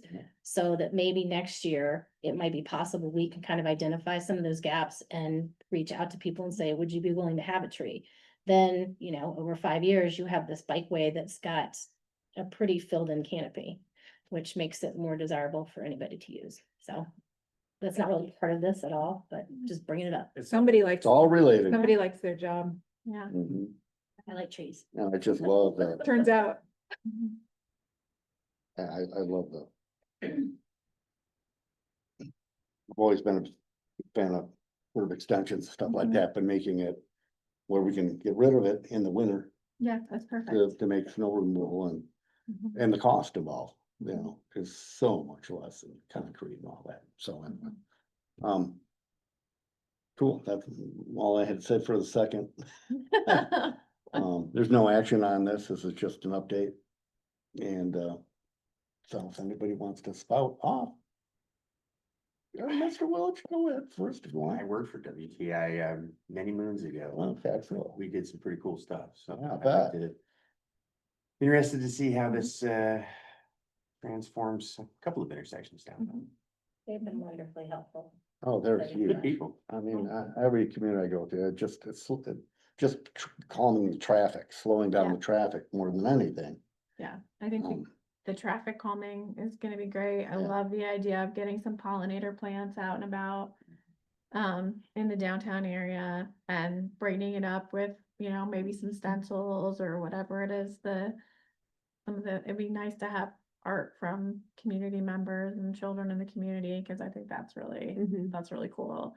I would Um, never be the one to paint the art. I would get others. I'd come roll paint and a stencil, but that would be. Yeah. But I think that this is really exciting and cool, and I'll be excited to see how it turns out. And since we're talking about a few different things, I wonder if I may ask Mr. Deidre, is there any update on the flashing beacons? Since we're kind of in that space. Yes, yeah, actually, the Public Works Director, Director Severson, myself, have been in conversations with Montana Department of Transportation regarding 3 rapid flashing beacon crossings at Main Street, or excuse me, across Park Street, including one at Main Street. We had a call several weeks ago with a statewide group of MDT employees. And I regret to inform the commission that we were notified late last week that at a staff level at MDT, it is their preference not to, so the project had envisioned at the Main Street and Park Street intersection that we would install rapid flashing beacons. And as part of that, we would actually include some bulb outs to shorten up the crossing distance, just in recognition that it is a busy corridor and it's a well-traveled corridor by pedestrians as well. And it gets dark there relatively early. And so, and we've got some other, between light poles and banners, we've got some other visual obstructions that, from a staff standpoint, we felt would reduce the visibility of rapid flashing beacons if they were simply placed on the sidewalks as they exist. So our request of MDT, and they've been evaluating this for about 9 months now, was to allow some bulb outs. The maintenance crew, the plow drivers and others had some issues with the bulb outs as they were presented by the city. Even though on the north side, about 50 yards to the west of the proposed bulb out, the road shrinks down due to the depot and sidewalk there. And so, had a conversation with the Public Works Director today. Would welcome the commission's guidance on this, but I actually was going to reach out to the MDT director, Director Dorrington, here in the next day or so. See if we could possibly initiate a conversation about allowing some of those bulb outs on the Park and Main intersection. Because it is one of the main intersections in our historic downtown. And, you know, we're really, at this point, seems like the design decision is being made for about 10 or 15 days of snow removal. And so we at a staff level would like to explore if there's any flexibility with the department to allow bulb outs at the Main Park intersection, again, short of the pedestrian crossing. The other two crossings have been, to the best of my knowledge, approved by both the railroad and MDT as is required respectively. And so I advised the Public Works Director that we'd like to get the IFB out, the invitation for bids for construction work as soon as possible, recognizing that the time changes in about 4 months and it'll start to get darker earlier, and we'd like to have those flashing beacons in before that happens. So we are going to move relatively quickly with MDT at this one last attempt to get the bulb outs in. So I appreciate any feedback that you folks may have there. Well, since I still have the floor, I will just chime in and say that I think that it would be important to ask the director of the MDT to consider those bulb outs, particularly since we had a pedestrian hit there last year. And Same day we were walking around MDT. so, I mean, we obviously have history of accidents in that area, and for, if it's the same width as where the depot is, and they manage to navigate that within a block and a half, I can't quite understand why they can't do it there, but that's one commissioner's opinion. And but thanks, Jen, thank you for that, Mr. Gager, and that update. I appreciate that, because I actually have had people asking me. And then Jen, thank you for this update, because I think it's awesome and I'm excited. I will yield at that. Thank you. Commissioner Gill. Commissioner Nunes. Sure. Thank you. I left the room when it was at the RA meeting, so I've never heard your presentation. Oh, that's what I said. No, that's okay. So I appreciate you bringing it back so that I can say things to this, right? Since we're not voting. I don't work with this contractor, but just because they're affiliated with MSU in some way, I stepped out of the room. I like that you bring excitement to this topic. I mean that. This is not the first time we've talked about this in Livingston, and it's not always been brought to the commission with an air of positivity and excitement behind it. I think I'm a multimodal nerd. It's my first love in planning. So. Yeah, I love that you're a multimodal nerd, because I think we have a lot of people in Livingston that are multimodal nerds. So it's nice to have a staff person that can meet the community where they are with like real meaningful solutions. Years ago when I was on the commission, because I'm that old now, apparently, there was a less thoughtful project put forward that may have like really influenced or, created some biases in people. I don't think it was brought forward in a way that had so much research behind it and so much intention to like collect data and reevaluate every year. So I'm really excited to see what the community thinks, since it seems like an iterative process. Yeah. And I like that it's gonna be cute, because I'm a girl mom. And like, I like that it's like more thoughtful and like presented in a way that is aesthetically pleasing to our community, with like pollinator plants, community art. That's like super, like, what's the word I'm looking for? That's just like, it's like the vibe of Livingston, right? So it's really great that it's coming forward in a way that's more meaningful. And it's like in more appropriate locations too than where it was last time. So we're gonna see if it works, and I like this. I do have a couple questions. I'm curious about the public art on it, like on the ground. So like if this goes forward and is permanent, like, is there gonna be a process for people to submit to be artists for like some of those example pictures? Yes, absolutely. Cool. And the reality of paint on the streets, especially in snow country where we plow, is that very likely we will have to reapply artwork each spring, or at least touch up the artwork each spring after plows and street sweeper. So this year is temporary, but then after that, if it's like a permanent thing and we're talking about art installations on the ground, there would be some process for people to like bid ideas, and then it would come before the commission. Okay. And very likely, I think as the director pointed out, we've picked two corners, two intersections within the Mhm. downtown. There are many other intersections that we have not Right. done for specific reasons, Mhm. but would look to do in future years if this is successful. And the reason why I ask is twofold.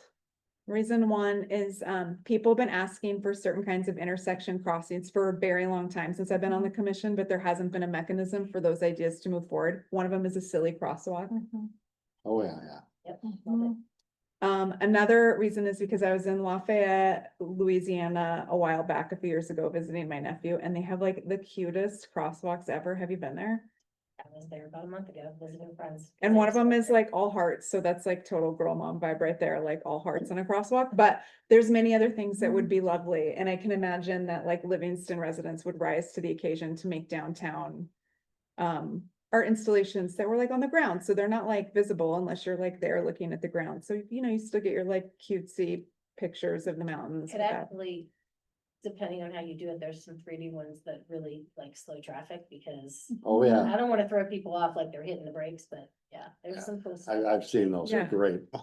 Yeah, so I'm really excited about the possibility and I like that, it's being presented in a way that like maybe gets people sort of imagining about what's possible in our downtown. We'll still addressing the things that are important to people, which is the view shed, being able to remove things in case there's like some big movie crew, even though like, I don't know why that's a thing since like computer generated images is also a thing, but anyway, that's like important to people. So it sort of like checks a lot of boxes. So thank you. I think this is exciting and I'm like really looking forward to seeing what you bring back. And I know that like staff is sprinting in some spaces to move things forward that can be moved forward because there's so many plans. So thank you for that. And then the other thing was the crossing that leads to the underpass. Yeah. That's the crossing that you're talking about. Yeah, That's Main correct. Street. Yeah. I am in favor of what Commissioner Kale said. I think that if I hadn't made it clear already tonight, I think that this particular intersection and walkway is critical to the North Side residents' overall satisfaction with the city of Livingston. And anything we can do to make that safer. There are cars that park that make visibility very poor, and it's terrifying as a parent, like when your kids have to cross that, like me, every single day, and they tell us stories after school of what almost happened, and there's very little we can do.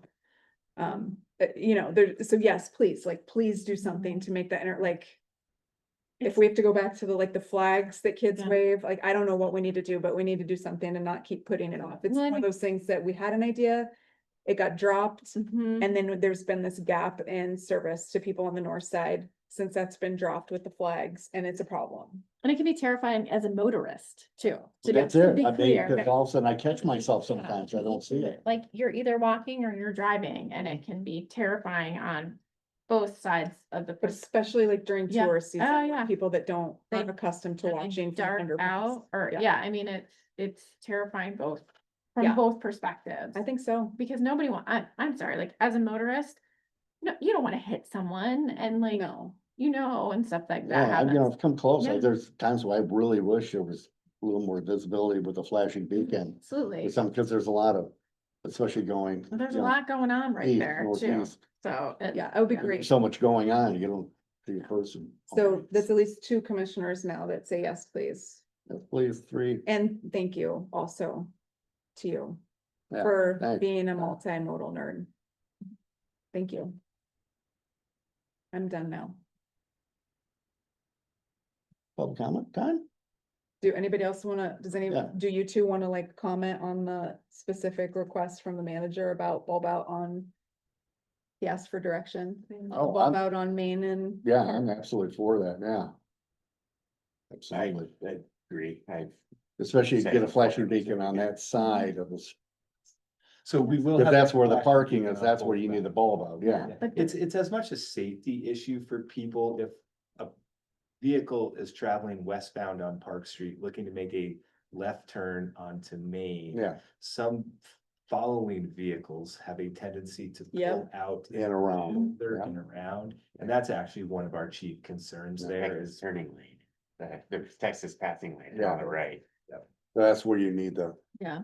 And so having the bulb out. the bulb out there too as certainly well, is a. even though great- there's no parking there. Yeah. If that's obstructing, but. And I'll say just this afternoon at about 3 o'clock, I happened to be walking by that intersection and we had two vehicles that had, gone head on each other, one on Park, one coming off of Main.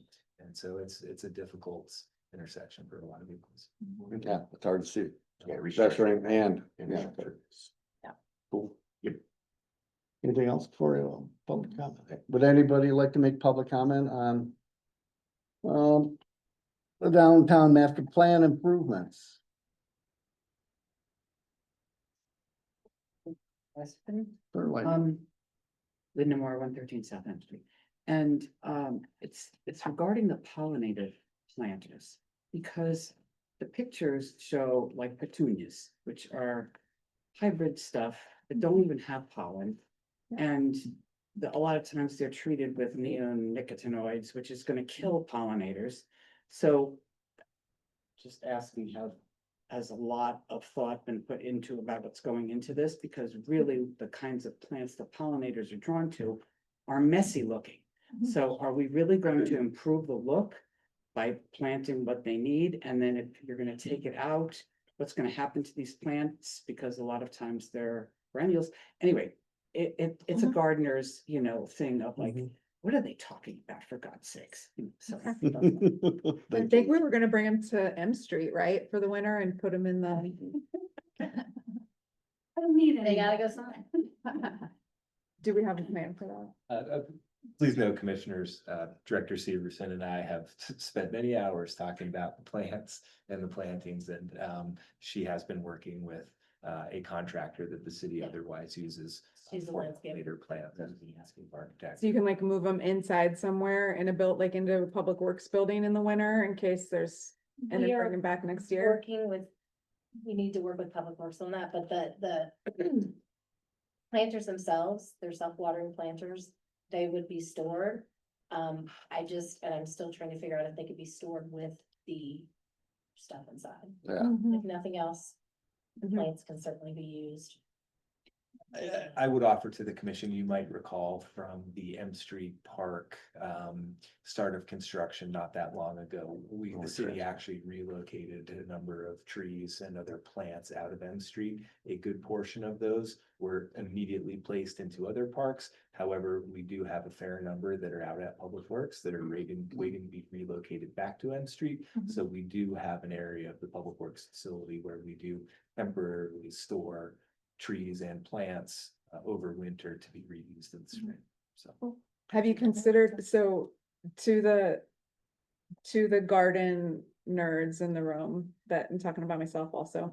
Do you have like a long-term plan, since native perennials would only do well for a certain number of years in a container, like after, I don't know, a handful of years, you'd want to put them in the ground and then put in new temporary, does that make sense? Like they'd only be good for X number of years in a container, then you'd have to put them in a city park somewhere.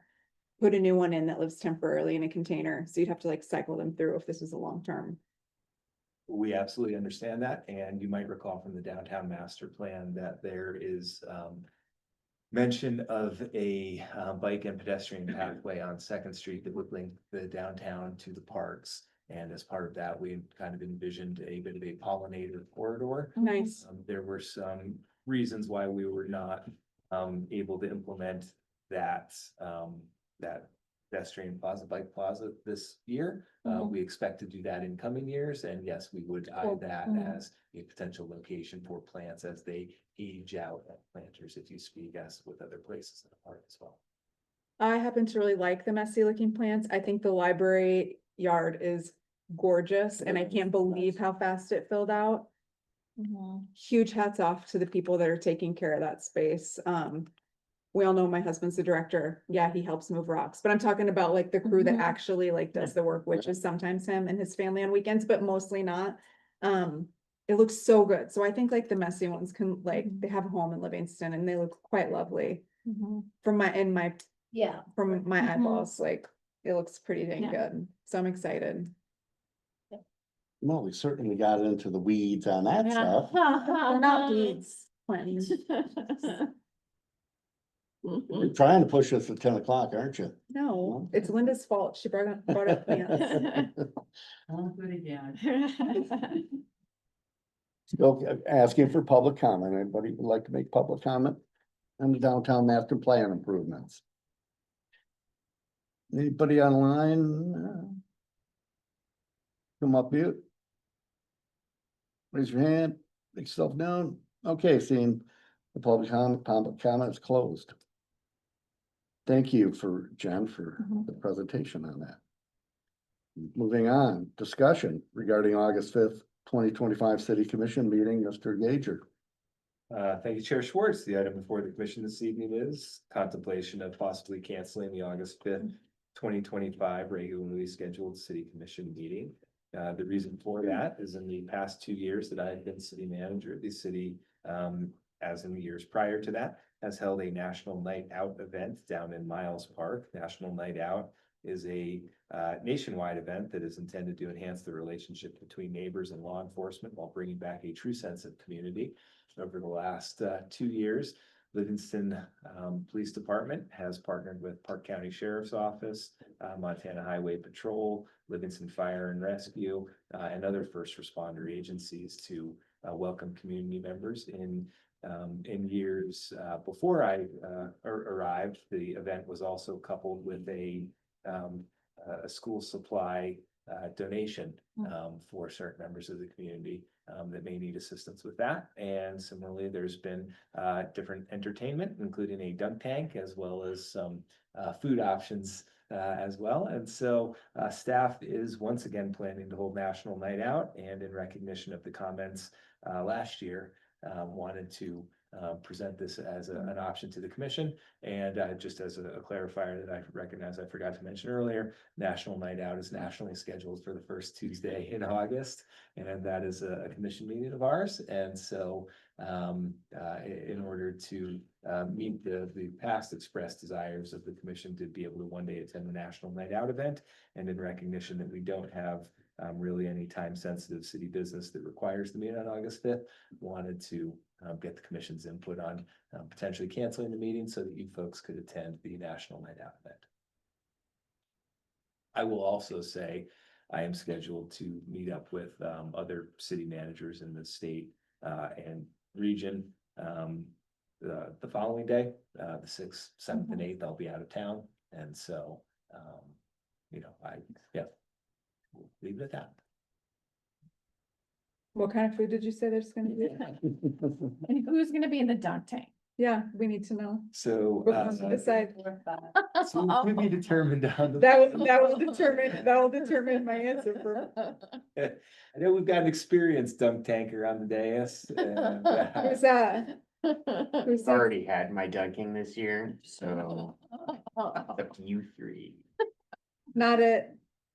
well, there's a 5th member of the commission. Oh, yeah, I guess we can have him do it. He's like a water guy too, isn't he? Yeah, he loves it. He loves water. We could just nominate him. You didn't say what kind of food there is. Are you talking about like food trucks? What are you talking about here? So, yes, last year, I apologize.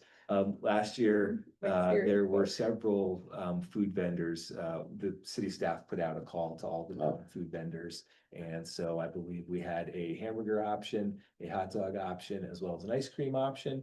And the city had worked with those vendors to provide, either free food coupons or 50% off food coupons for the children that attend as well. We need Curry Express to come back from Belgrade. They were Put in a call. I love it. so good. They had like the thing where they cook the bread right there, that big, you know what I'm talking about, the barrel. I know what you mean. So good, you I'm not sure they still operate that truck. I think they're pretty busy yeah. with this. guys. It's so delicious. I've looked everywhere for it. It's really good. You're missing out if you haven't eaten there. Well, I don't know if you want comments, but I'm all in favor of canceling the meeting on the 5th, so works for me. You gotta do have to kind of make a decision, yeah. Yeah. I'm in favor of it, absolutely. I have no problem with canceling the meeting, doesn't bother me. I'm We gonna don't look have like, anything I'm pressing. gonna look like a big jerk if I don't agree. So, Yeah. yeah, let's do it. No, as long as These city can, meetings. handle it and doesn't put a burden on staff, huh? Fewer meetings, Or- more parties. You Absolutely. guys can dunk tank Or away. community engagement, fun Hey. things. Thanks for inviting us to something. Yeah. That's cool. Yeah, I tried to invite lots of folks to a things. lot of events, but it's tough. Well, this is an afternoon, evening event, so most of us can actually. We can actually go. Thanks for inviting us to something we can actually attend. Yeah, hey, that's. There you good. go. That's a more meaningful invite, yeah. Okay, It's so nice. do we to need to have. vote on that? I don't. No, I think it was just. Makes a discussion. Discussion. I don't know, ask the manager. If you got his direction. No, I Vote was on that, just yeah. looking for some direction on you folks, as you know. We're in agreement, yeah. I mean, curry would be good, like. He wants direction. There you go. Yeah, Next on the agenda is, are we going into closed session? If possible. Let's do it. Yes. Okay, it's single digits, man. all right. So You can say I make a motion to move. I need a motion to close the meeting to go into closed session. Discuss- I'll make a motion to move into closed session, to discuss legal strategy pursuant to MCA 2-3-2034A. I'll second that. Motion by Nudes. Second by Kale, all in favor? Aye. Aye, opposed? All right, we'll take A minute. a minute to.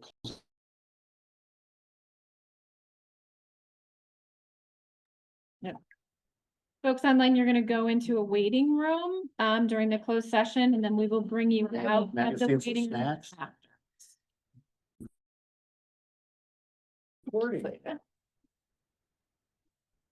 Okay, this meeting of Livingston City Commission is called back to order. We're at the end of the meeting. We'll conclude by starting with the city manager comments. Mr. Gager. Thank you, Chair Schwartz. I will keep my comments brief this evening. At the request of Commissioner Willich, will be back with you folks at the next meeting to provide an update on the Wellness Center. However, I did want to let you know that yesterday the wall panels arrived on site and 3 of them were tilted up, and the work continued today. And I believe another 12 were put in place today. We expect 10 more tomorrow and 12 on Thursday. Out of 129 total wall panels, we should be about a third of the building shell erected by the end of the week. And in several weeks, the team will turn to the roof of the building and start to roof this thing in. I'd encourage all commissioners to go out to the corner of Gallatin and M Street. This picture is taken from M Street, the county transfer station just off to the right. It's a pretty fun process to watch. And like I said, I look forward to a more full and formal report on the status of the Wellness Center construction when I see you folks again at the next meeting. But did want to share some exciting news that the project has gone vertical. And yeah, I'll be back soon with more information on that. Thank you. What kind of crane is that? Did you notice? Is that a Manitowoc? Yeah. Red. It is. I think it's a 7,500. Yeah, nice. I think 240 ton capacity is what we heard yesterday. Each one of those panels weighs approximately 30,000 pounds. Oh, no. So, Yeah. and it's pretty fun to watch them place them. I'd Oh, yeah. spend 5 or 10 minutes and watch the process. Crane works fun.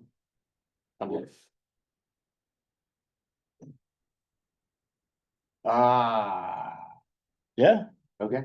I would Yeah. like to thank Chief Chabalowski and the Livingston Fire Department for filling the dunk tank at the off-road vehicle park a day before I was dunked. So the water had time to warm up. warm up. It was much appreciated for anybody that's listening for that. Aside from that, it was a good event with some good people, and I had a great time. What were you getting done for? Like, what was it like a fundraiser or what?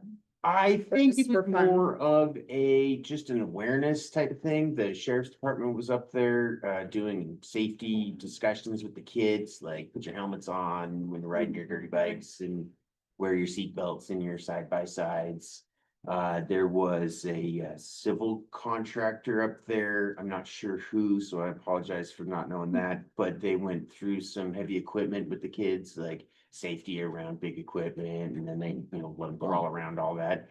And then it was about a half hour, 45 minutes of kids throwing baseballs at the dunk tank, and myself and Carol Meredith, I think candidate for city judge, and Cindy Daniels, a candidate for city commissioner. We're all, Cindy Daniels?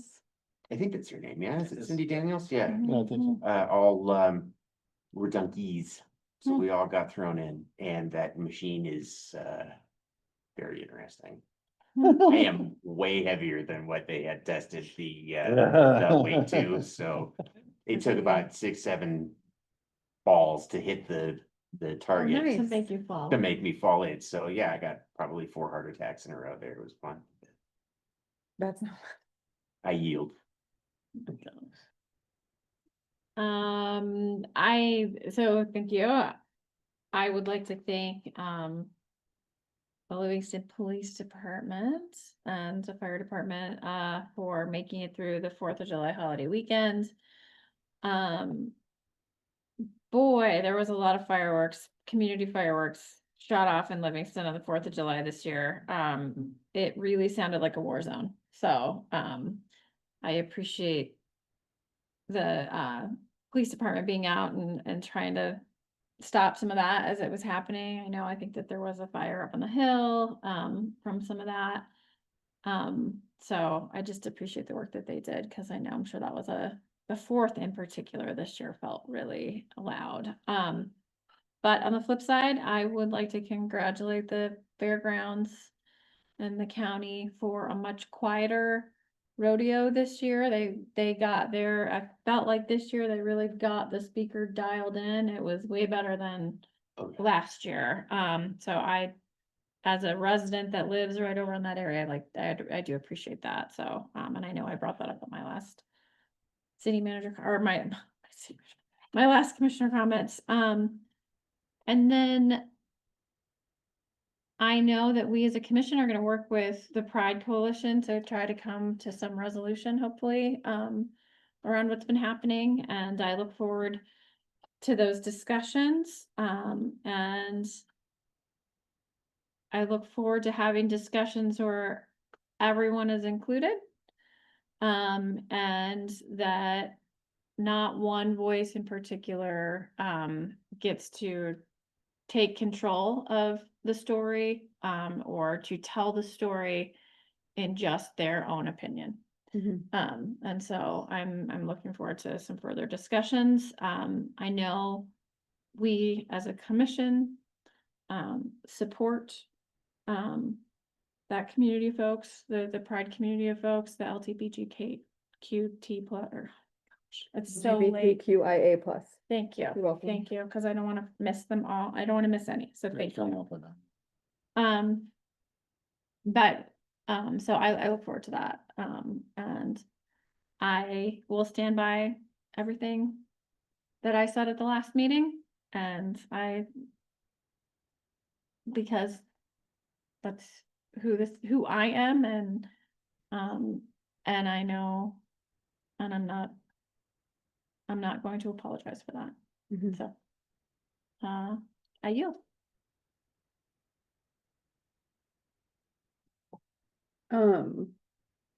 I'll start with thank you for the seconds tonight for moving forward some topics that are important to people that live on the north side. I appreciate that while I might be only 20% of the commission representing half of our community, like physically where I live, I appreciate other commissioners supporting what can sometimes feel like negligence to people that live on the other side of the tracks. So thank you for that. And I am excited to see what this budget cycle brings us, because I think we're moving in a good direction, where the money's following the policies that we set and the goals that we set in a meaningful way. I will say while the rodeo was quieter last weekend, it was loud enough that while I was in my house on the north side, I could hear the lyrics of the song because it was like some 90s thing. And I was like, oh my gosh, like I know this song because I'm so Gen X. And like that was really the first thing that caught my attention. And the second was like, but those neighbors don't live there anymore. Who's having a backyard party? And then I went outside and I was like, OMG, it's the rodeo. So that, and I got feedback from the public, as I'm sure some of you did. I'm hoping the city administrator, Mr. Gager, can like work to figure out if there's a path forward for our residents to make sure that our quality of life is protected with some of the sound that's coming there, maybe consistently, not just on the 4th. But I know that we're really limited, but I appreciate the work you do there. We can keep that moving forward. If there's anything we can do to support those efforts, please do let us know. And then finally, I do appreciate that we've done all these proclamations to support our community, and I think we're being asked to step up to support our community in a meaningful way, since there's claims of discrimination or allegations of discrimination, but certainly there's things said in the paper that are blatantly false, because we have like photographic evidence that just shows it's simply not true. I think it's really dangerous to spread different disinformation about marginalized community members. Like it literally shows up in statistics of people's lives ending. So I'm looking forward to seeing if there's a way that we can stand with our community in a meaningful way to make this the inclusive place we want it to be. Yeah, and I won't apologize either for like correcting information and shedding light on facts and using, you know, people put us in office for a reason. It's to say hard truths that are hard to say. And I'm glad this commission is brave enough to do it. So thanks to all of you for that. I'm done. Yield. Thank you. Have they done the PBR rodeo yet? I don't know. That was the loud one, yeah, the bowl. It was. Cause it was like back-to-back weekends. Okay, So cause I wasn't here you for it. I was Yeah. worried about, is anybody checking them, you know? And that was, it was much louder on Saturday, and that Okay. was the PPR, yeah. I was so tired, I slept through all of it. The 4, I was, That's great, but like, yeah. I went to bed at probably 6 o'clock on last Saturday, and that was that. I have nothing. Do I have a motion, entertain a motion for adjournment? So move Ed. I'll second that. All in favor? Aye. Aye. Meeting of Livingston City Commission is adjourned at 10:05. It's over. Melissa made it to 10.